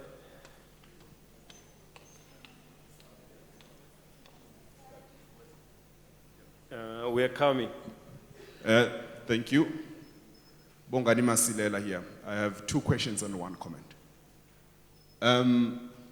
My first question might kind of be parallel, but it's relevant in the fact that one might be black and happen to be a woman and then happen to have a disability. Within the National Development Plan, which some of us, we might not really believe in it, but we are going to hope. And the reason that we don't believe is because of this corruption and all what is happening in this country. How are you going to, what are the targets for the people with disabilities within the National Development Plan? Thank you. That's one. Two, the issue that is now coming, remember, as a society, I personally believe we must build a society, a state of egalitarianism, not a state whereby men are no longer having the voice within the same issue of gender equality. Now, in the situation of whereby men are falsely abused, accused, and false rape accusation where people go to jail for 15 years and whatsoever, how is the National Development Plan or government willing to intervene via the police minister or rather the NCOP in legislation to make sure that we come to that state of egalitarianism? Thank you very much. And then the comment is this. The comment, because I said two questions and one comment. The comment is this. Let us not come here and say that we are building a gender equal society, but when our own comrades in our own political parties are doing something, we are keeping quiet. Thank you. Thank you.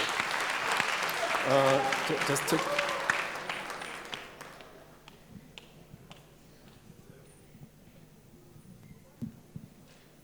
Thank you very much. My name is Thembeka Damani, the SASCO Chairperson and SRC Undergraduate Officer here in UNISA.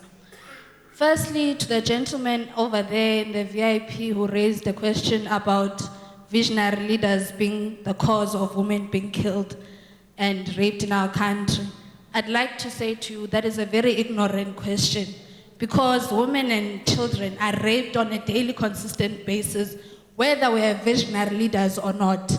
Unfortunately, we are in a society, just because I am black, I am a woman, I have a vagina, that means to other men, I must be raped. So please, with that ignorance, please don't raise it ever again.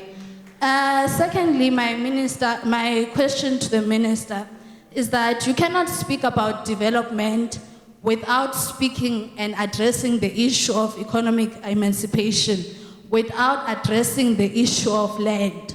Because we are not developing. We don't own the factors of production. We are not in charge of key industries that are the ones that are in charge of developing this country. We are outside.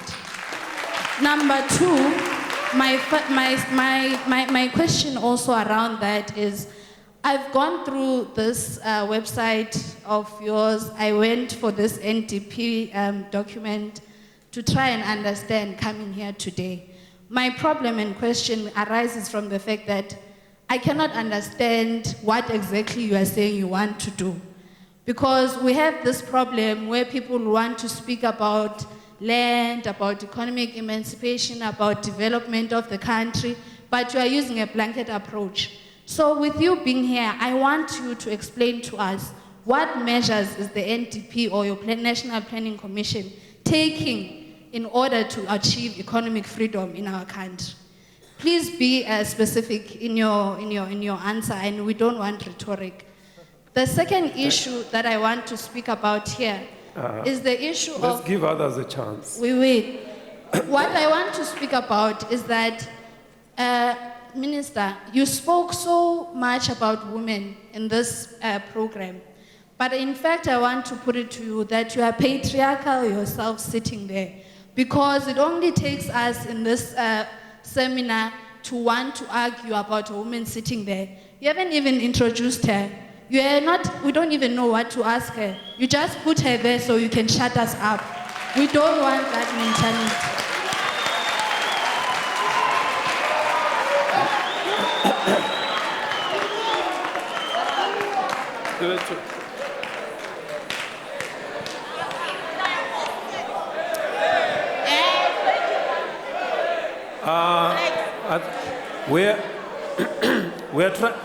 We're trying to make sure that the student voice is well heard, and I've realized that this is a concentration of students.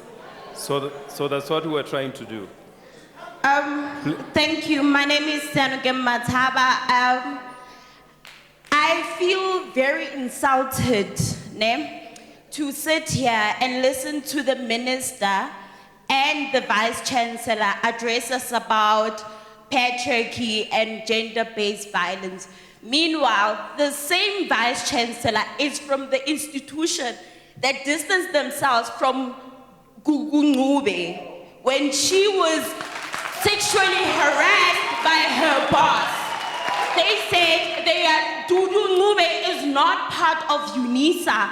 The center where she works in is in the vicinity of UNISA. So, Vice Chancellor, Minister, is it okay for me to get raped at UNISA if I am using the library at UNISA? Only because I'm not in the offices of UNISA. Is it okay? To the minister, is it okay to sit with people who call the cops on Ngube because she was half naked? This was a woman who was abused. And your cops, you sit in the same cabinet with these people who called cops on this woman who is crying for help. How are we supposed to listen to you telling us about how you're going to protect us? How is that even? Thank you. Let's take one from there.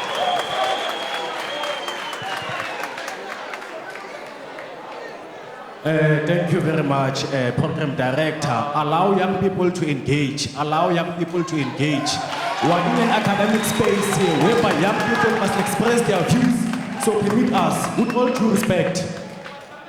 due respect, Program Director, I raised my hands here. I was recognized, and then you gave my say the platform instead of me, but that is secondary. Look, Minister Jackson Mthembu. No amount of law can deal with gender-based violence. The problem of gender-based violence is deeply enrooted in colonialism.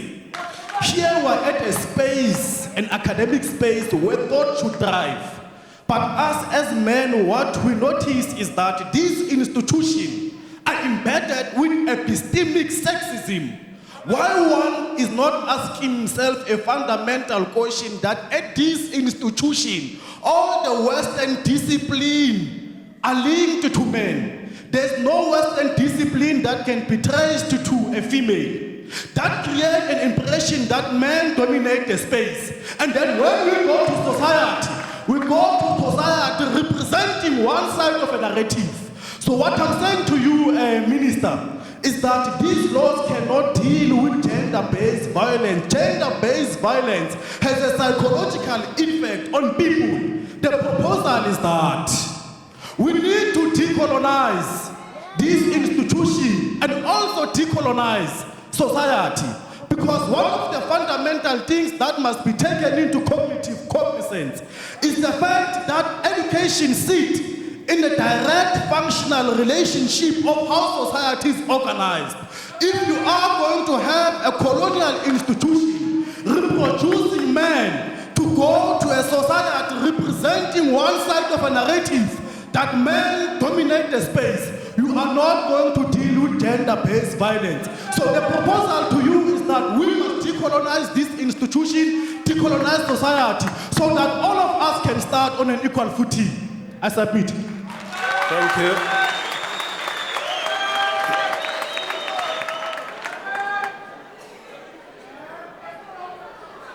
Good day. My name is Caroline Laga. I'm from Limpopo. I just want to talk about development. I like the state of the nation when the president is talking about developing of rural development. And I know that is the vision of the department to develop rural development. So I'm going to share the experience that I have, the difficulties that I experienced in the journey. As I'm talking now, I'm in the process to develop a township. I started in 2007 with nothing. My intention is to have that development and take myself to school because my dad passed on when I was supposed to go to the tertiary level. So the challenge is there. We want, as young women, let me talk about myself because now I'm at the process. I did all the process that is needed. The AEA report, EIA assessment, the civil engineer, the land surveyor, it need money for you to qualify to get funding. So I did all those things. I started in 2007. Now I'm in the process to develop phase 1. So the challenges that I experience is that you need a startup to appoint those consultants to do the work at the site. As young as I am, where do you expect an undergraduate person who just graduated last year to get that money to pay for the assessment? There is a grant at NYDA. When they go there, they share the ideas that they're having. They need the business plan. That person is new from school. He doesn't even have money to pay someone to do the business plan for him. So is it possible that we can have a way of using that grants to gather them together, to prepare them to have to own their own business? Because now they're not deployed at the department, but we said they must go and do business. How can they do a business without having those money for startup? So is it possible that we can gather them together and then put them together and go visit the municipality? We visit the municipality, we check the township planning for the coming year so that we can be able to help them to identify the place where they can be able to get that money from NYDA for the startup of appointing the consultant that is needed for them to start up with the business, because we want them to at the end to own the business. That is number one. The other thing is that you must, I think, just go to the point. Precise. The other thing is for us to get the funding. It's difficult to get the funding. Okay, it's about funding. I start with 2 years, having the lessons, 2 lessons, the retail lessons and the side lessons.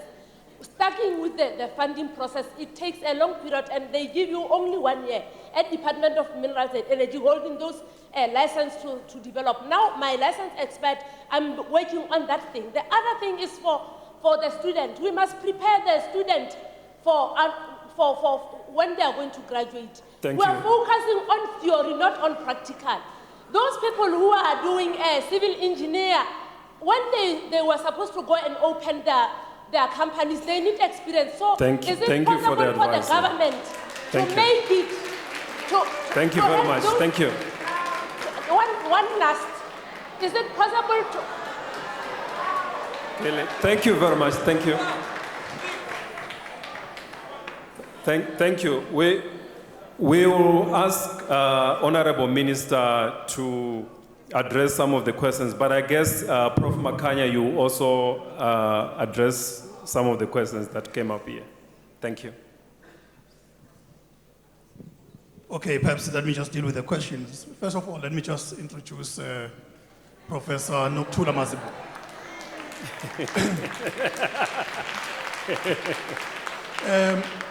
Professor Nokuthula Mthembu is the head of the Institute for Gender Studies at UNISA. So I wanted to, once again, maybe Minister also mention that the challenge that we have with the panel is something that cropped up right at the beginning. The team that was working on the preparations will attest to the fact that the very first time I saw the program, the question that I raised was, wow, where are the women? They will actually talk about what happened thereafter. But I want to say that it's not something that happened, without us being conscious of the challenge. So then the question that perhaps needs attention is this one that seems to be associated with us on an ongoing basis, because at some point we need to be fair to those who are raising questions. There's nothing that is as important in life as being informed, so that whatever question that you raise it from the basis of information. The lady that we're talking about, the accusation against the university is unfortunate, because the lady has never worked for the university. So the unfortunate thing, by the way, is that no one has ever appreciated the fact that the university never distanced itself from supporting the lady. The only thing that the university has been consistent in saying is that she is not the member of staff. We can't simply, just because of the pushback from those organizations that are insisting that we should own up to her, then we'll turn around and say she's a member of staff. We can't do that. Look at our records of staff. She's not a member of staff. That's something that needs to be understood. So if we're talking about what we do as a university, we've gone out of our way to make an investment in order to support the lady. We've hired a firm of lawyers to support this lady.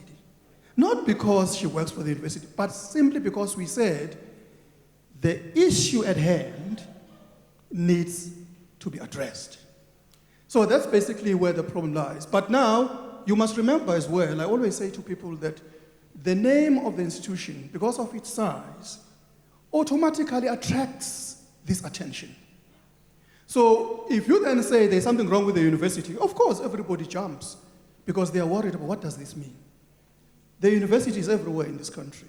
It's everywhere on this continent. It's somewhere else also beyond the borders of the continent.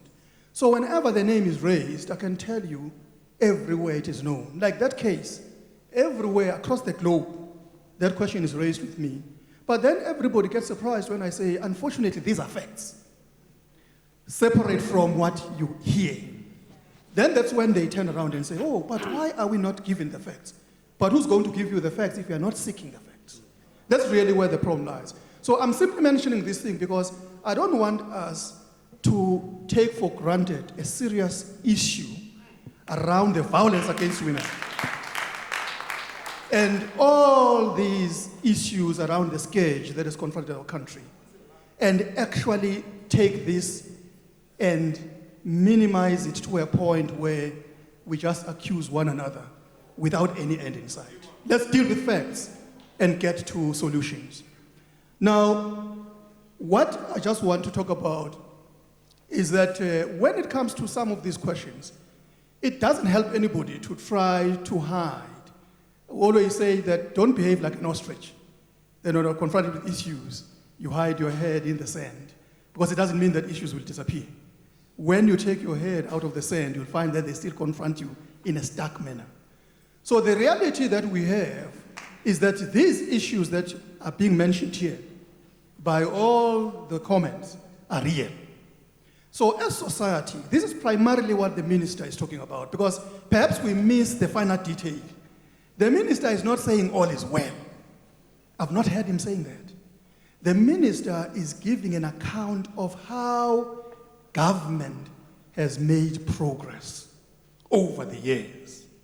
But the minister has simultaneously, at the same breath, mentioned that our challenges are so enormous that there is a point at which you feel like we are not necessarily getting where we want to be. Hence his last comment that says, it has become apparent that unless we vote some resources in where we want to go, some of these things will fall by the wayside. That's why he mentioned the investment of $1 billion in order to fast-track these commitments. Of course, one of them being the question of gender. So that is why I want us to have a balanced view. You know, when we critique, that's why we're academics. We critique, that's our life. But we do so responsibly, in a balanced fashion. We don't attack. We don't attack, we critique. A critique says, this is the good part, this is a shortcoming, and therefore, I'm proposing that we address it along the following lines. That being a scholar. So we are teaching our students to become like us. Because the intention why we are talking about us being a democracy is that we want society, at the end of the day, to become what we call critical citizenry. A critical citizenry are those people who are participants in societal life. What have we done as society post-democracy? We outsourced all our roles to government. I can assure you, every entity in this country is not doing what it's supposed to be doing. And when you ask, why are you not doing that? Oh, we have government. Oh, why are you not actually going to look for this and that and so on to sort out your life? No, I'm looking for government. Why are you doing this and that and so on? Hey man, why are you asking? Government is there to sort it out for me. That's where we actually have gone completely wrong. We have disempowered ourselves to a point where we have a crisis. We must stand up, dust ourselves up, and take stock of the reality that we're confronting, and begin to have control on our lives. The roles that we are playing, like the one where we are empowering women, you know, to be in business and so on, and have the comfort, have the skills that are required, and so that's what we need to do. I've talked about when I visited the PSC, that one of the tragedies that perhaps people may not be aware of. You go to our own living areas, townships, villages, and so on, you find a simple thing that has never been a problem. Parents attending a school meeting where their own children are studying. Parents don't go there. They just do not go there. And you ask yourself a question, why are parents not participating? Oh, they are teachers at school. So which means that even parenting has been outsourced to teachers. There is something fundamentally wrong with us. That is why I'm saying that much as we are raising all these questions with the minister, let us also have that kind of comfort of introspection. You know, when you want to address problems, start by looking at where my shortcoming lies. What is my own contribution to the problem? Once you do that, which is actually, by the way, a noble thing to do, then you can ask the next door neighbor, my neighbor, what are you doing? But what is it that I'm doing? Instead of throwing my hands in the air to say someone else. Government is ours. I've never understood why in a democracy we keep on saying government. You know, once you say government, you're talking about yourself. Because government, that's why we say it's government of the people for the people.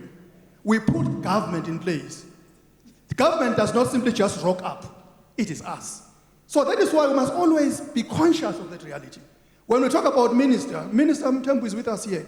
But Minister Mthembu is here because we are here. So government and ourselves, one and the same thing. So to what extent do we understand that so that we can be full participants in the process? Once we do that, we'll go a long way as society. That's a point that I want to mention because we are training students who are part and parcel of this society and our societies on the continent. We want them to make a difference so that we don't outsource our own roles because we are doing that at our own peril. Thank you.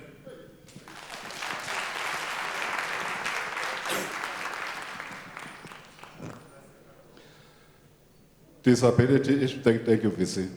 Disability issues, by the way, the NDP would like all vulnerable groups in our country treated equally as equal human beings and respected as the Constitution demands of us.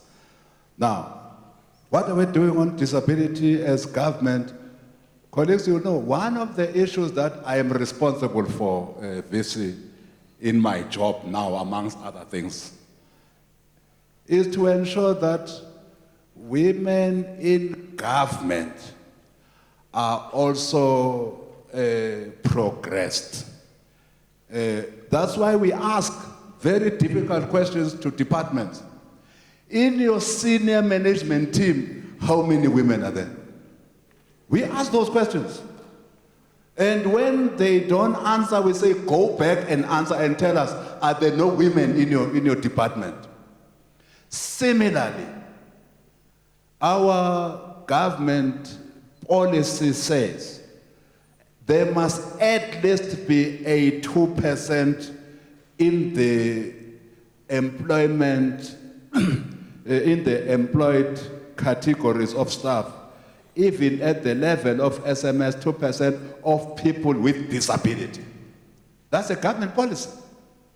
And it's a government policy that we monitor as the Department of Monitoring and Evaluation. By the way, when these ministers write, which will be the first of its guys, write performance contracts with the president, the first issues, Babu Sisa, that ministers will have to write to agree with the president is on the inclusion at highest levels of government administration of women and people with disability.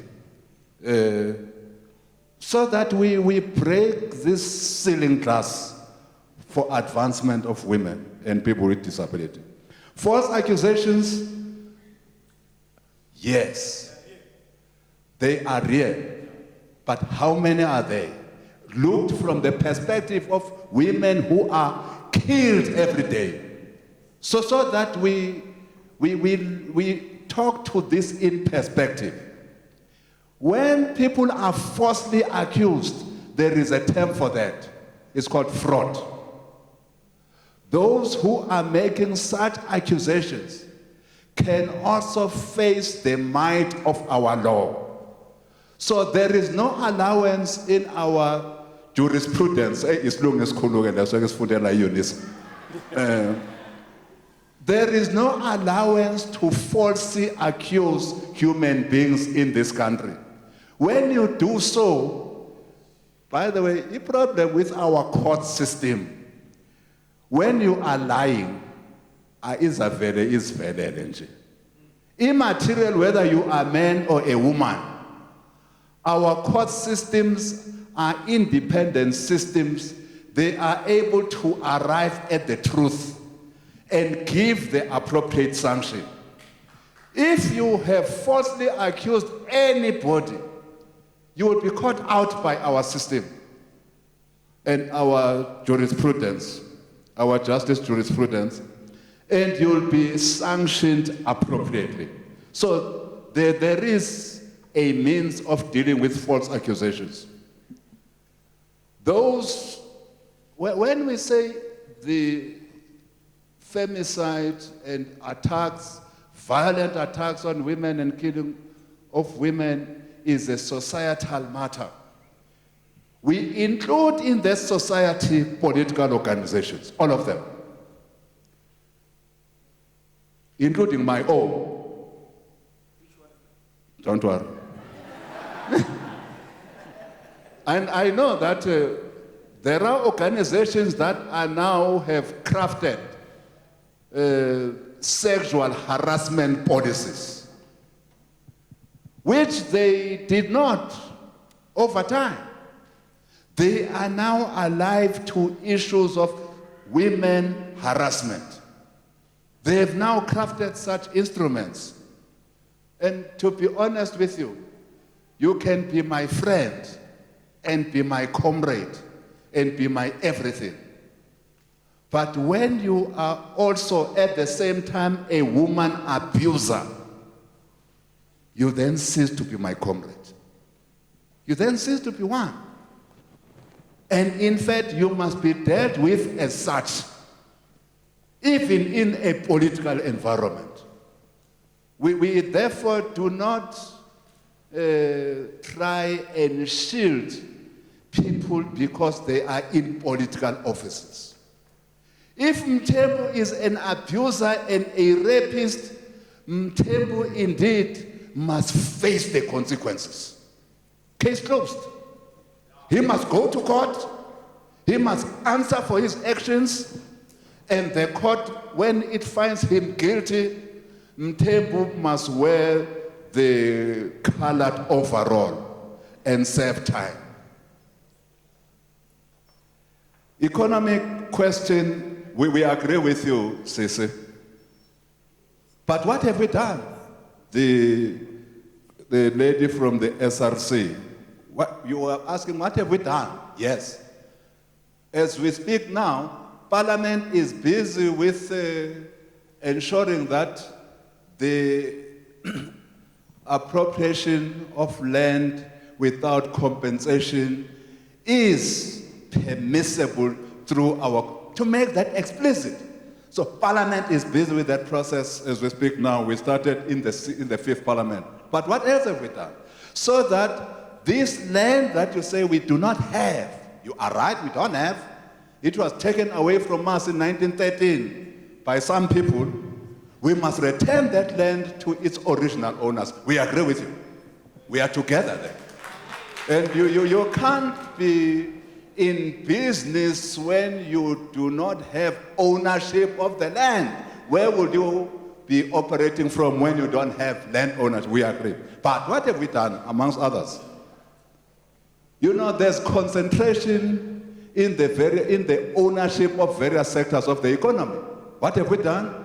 We have crafted a Competition Amendment Act that says government will intervene where there is concentration of males or certain nationalities in our economy. That law is there. We are able to intervene now and say in this sector, there are just too many pale men. There are no Africans. We can intervene and even demand and command through the Competition Commission that we must deconcentrate the ownership of this sector of the economy. That's one. That's what we have done. We have crafted a piece of legislation called Preferential Procurement Act. Of course, it was preferential because it took into heart the past of our country. That as we procure anything, we must be preferential to those who were denied economic opportunities in the past. But we are saying there's a lot that we need to do, even with that act, Babu Sisa. We must improve that act, because at the moment, again, it is too focused on the money side, not on the category of transformative ownership. But if you have the money side, then it only puts about 20% or so on the transformative measures that you need to engage on. How many black people are part of the company, etc. But if the money side take quite a chunk of the indicator, that then continues the status quo. So we are looking at that Preferential Procurement Act. There are charters in this country, various charters that have been created in the various sectors of the economy, mining charter, you name it, were meant to ensure access by those who were previously disadvantaged so that they gain access. Again, it has not created that access adequately or appropriately. So again, it's something we have done, but it's something we can improve on. We agree with you.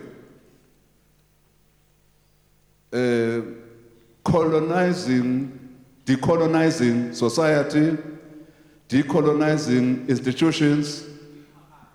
One issue I can tell you, if by decolonizing means we must all return to who we are, return to the essence of Ubuntu, I can tell you, I will fully agree with you. So that we will all get to be what we have always been, being ordinary human beings who appreciate the values of those we live with. Being children who could be spanked by anybody in the community if we did anything that is untoward. If we return to those values of Ubuntu, we are then on the same page. How to assist graduates that have graduated with business, etc., etc. It's something I know that we have created an institutional framework, the Ministry of Small and Medium-Sized Enterprises. We will then take this particular matter to her, that those who have qualified, who want to engage in businesses, still, and I know, still find it difficult to enter into the business market. It's not only those who have just qualified, but another barrier to entry for black people in general is lack to funding. That's it. It's not only those who have just come out of universities. Any black people who want to have serious ownership in the various sectors of the economy, one area that is a serious barrier is money. Because we have never had money. So apartheid fault lines still determines who owns what in South Africa today. That must change. That must change. That is what we also have included in the document that the Minister of Finance and Treasury has sent out for comments. Uguti, how do we remove the structural impediments in the economic setup of our country? At the moment, wherever you go, you can go to the JSE VC. The JSC is lily white. Less than 10% of black directors in the JSC, in companies there. So there is still a lot that we need to do. That's why the document that has come out, so that as we grow our economy, that's what we say in the first priority area that will direct the work of the sixth administration. We are saying we must grow the economy, but such growth must be inclusive. Such growth must not just be the usual growth by the usual suspect of owners and leave out all people who have been relegated to the periphery of the economy all along. Black people and women in particular. So as we grow the economy, that economy must take into account that it is grown and owned by all people of our country in their various colors that we call the Rainbow Nation of Madiba. Thank you very much. Thank you very much, Honorable Minister. I think, since you kindly invited the representation of women to the panel, we'll kindly ask a few words from the good professor, and especially in relation to the area of gender studies and how the NDP can come in. Thank you. Just in a crisp and precise manner.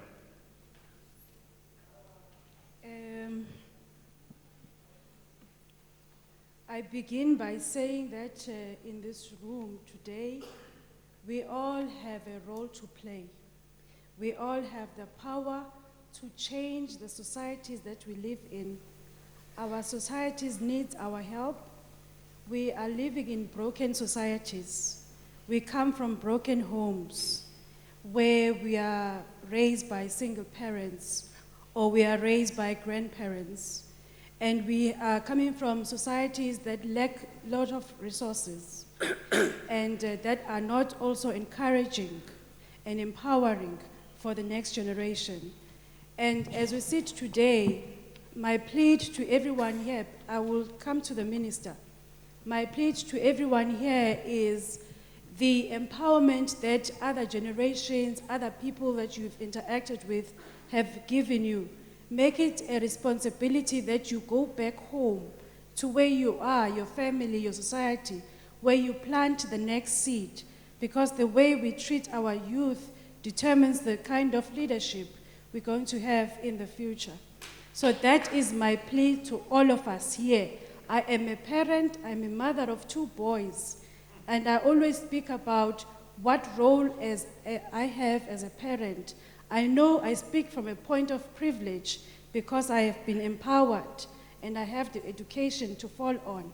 But had I not had that, I would have relied on the skills, natural skills of any mother to take care of my children. So my plea to everyone here is that we need to also be responsible, understand our responsibility, and that to us is the signs of Ubuntu. Coming now to our minister, Minister Mthembu, thank you very much for the discussion today. And what mattered to me is the reflections that you had reflecting on being a parent, being a father of daughters. And when we look at the scourge of violence that is being perpetuated against women and children,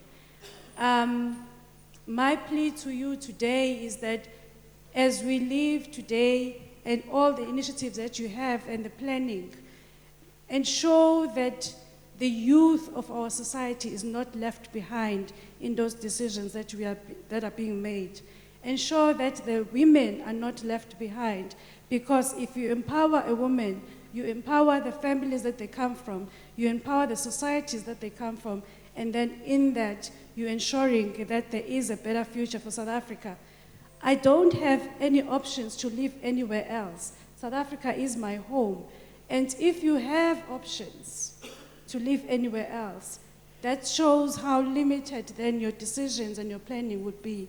But if you do not have any options, ensure that you care about the generations of our youth, the generation of our children, in ensuring that they all too have the resources that we should generate today.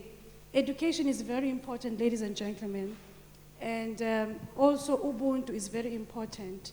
So as a person who writes on gender issues, I can give you a lot of feed on various theories, but I like to be practical and just say to us, we have a responsibility when it comes to gender-based violence, and we have all the solutions. I think we have all the solutions, and the only thing that is mattered, or the only thing that is lacking thereof, is the implementation. Somebody spoke about being falsely accused of rape, and in there, my next plea to higher universities, universities as well as TVET and colleges, is that please make availability of bursary schemes to students, especially women students, who would have an interest in science. In science, studying about forensic analysis, whereby such a skill will be assisting in ensuring that there is forensic facts when somebody is being accused or falsely accused or whatever the case may be, in ensuring that the case receives its own merit, and then the sentencing, a perpetrator receives a maximum sentencing that fully, rightfully so deserving. So please, Minister, we are hearing the plans, we appreciate hearing the plans, and we're hoping that the plans will be followed the way that they have been done, but having in mind that we need to focus on our youth, we need to focus on our women, because they are the future of South Africa. Thank you very much. Thank you for those kind words and the information shared, of course. Before I ask for a vote of thanks, I think I just want to inform the guests about how the refreshments have been organized for us. The dignitaries, I guess, is those who have name tags, who have tags that say dignitaries. They have organized refreshments in the Mthembu area. It's on the first floor. After going out, then you still have to go up. That's where the refreshments will be. The student structures and Sawid, those with gray name tags, I guess.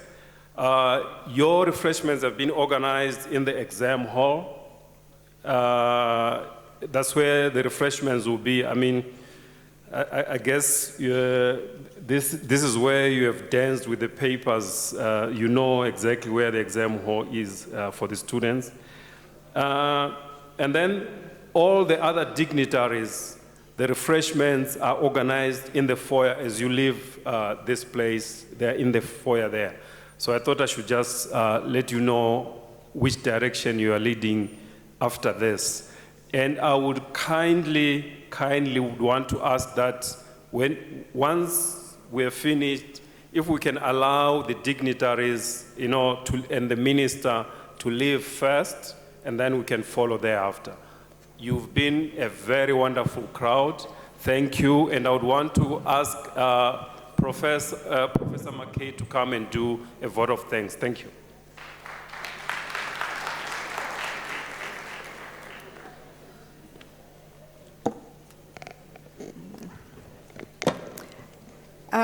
I have the honor of a very, very brief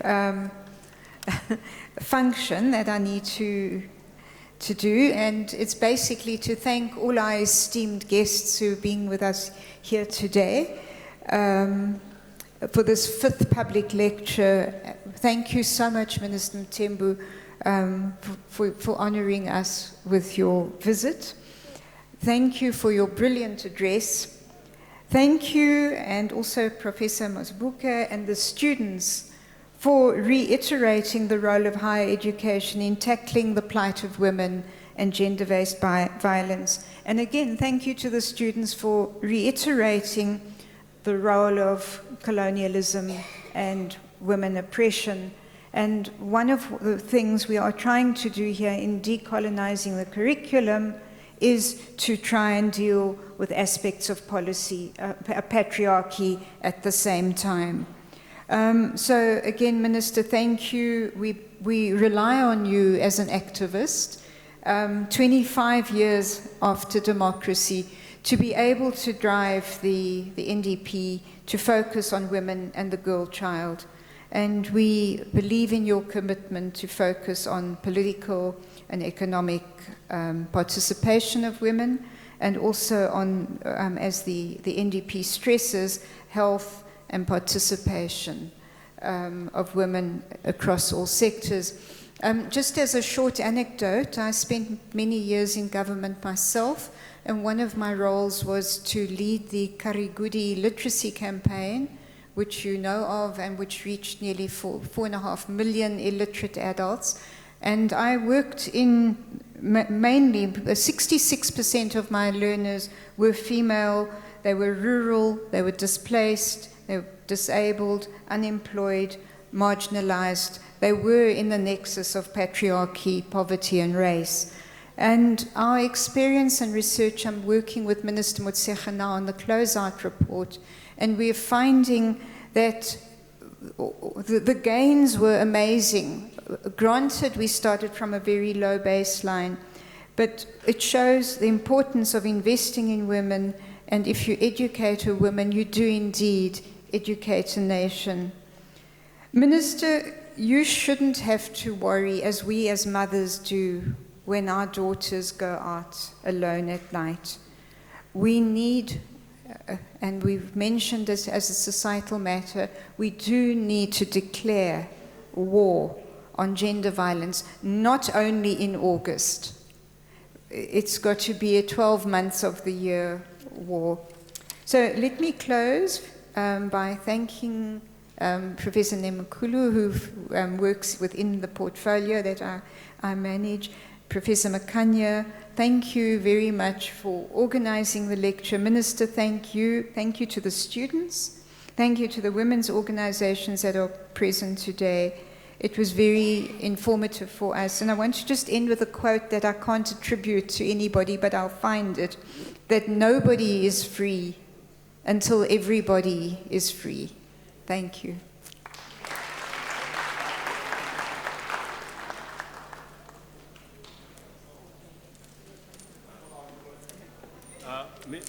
Sorry, Minister, we have a small something just to show the appreciation of the university.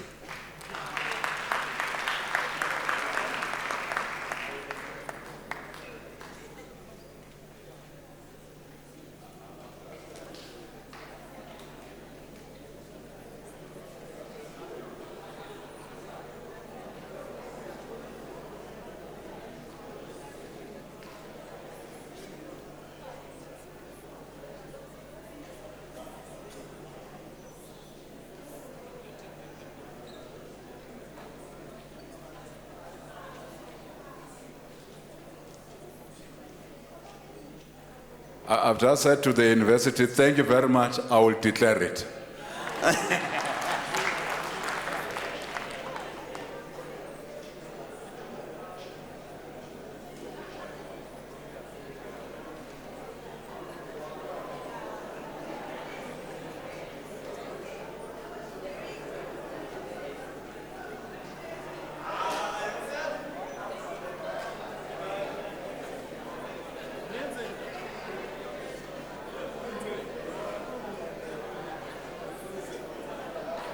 Still alive.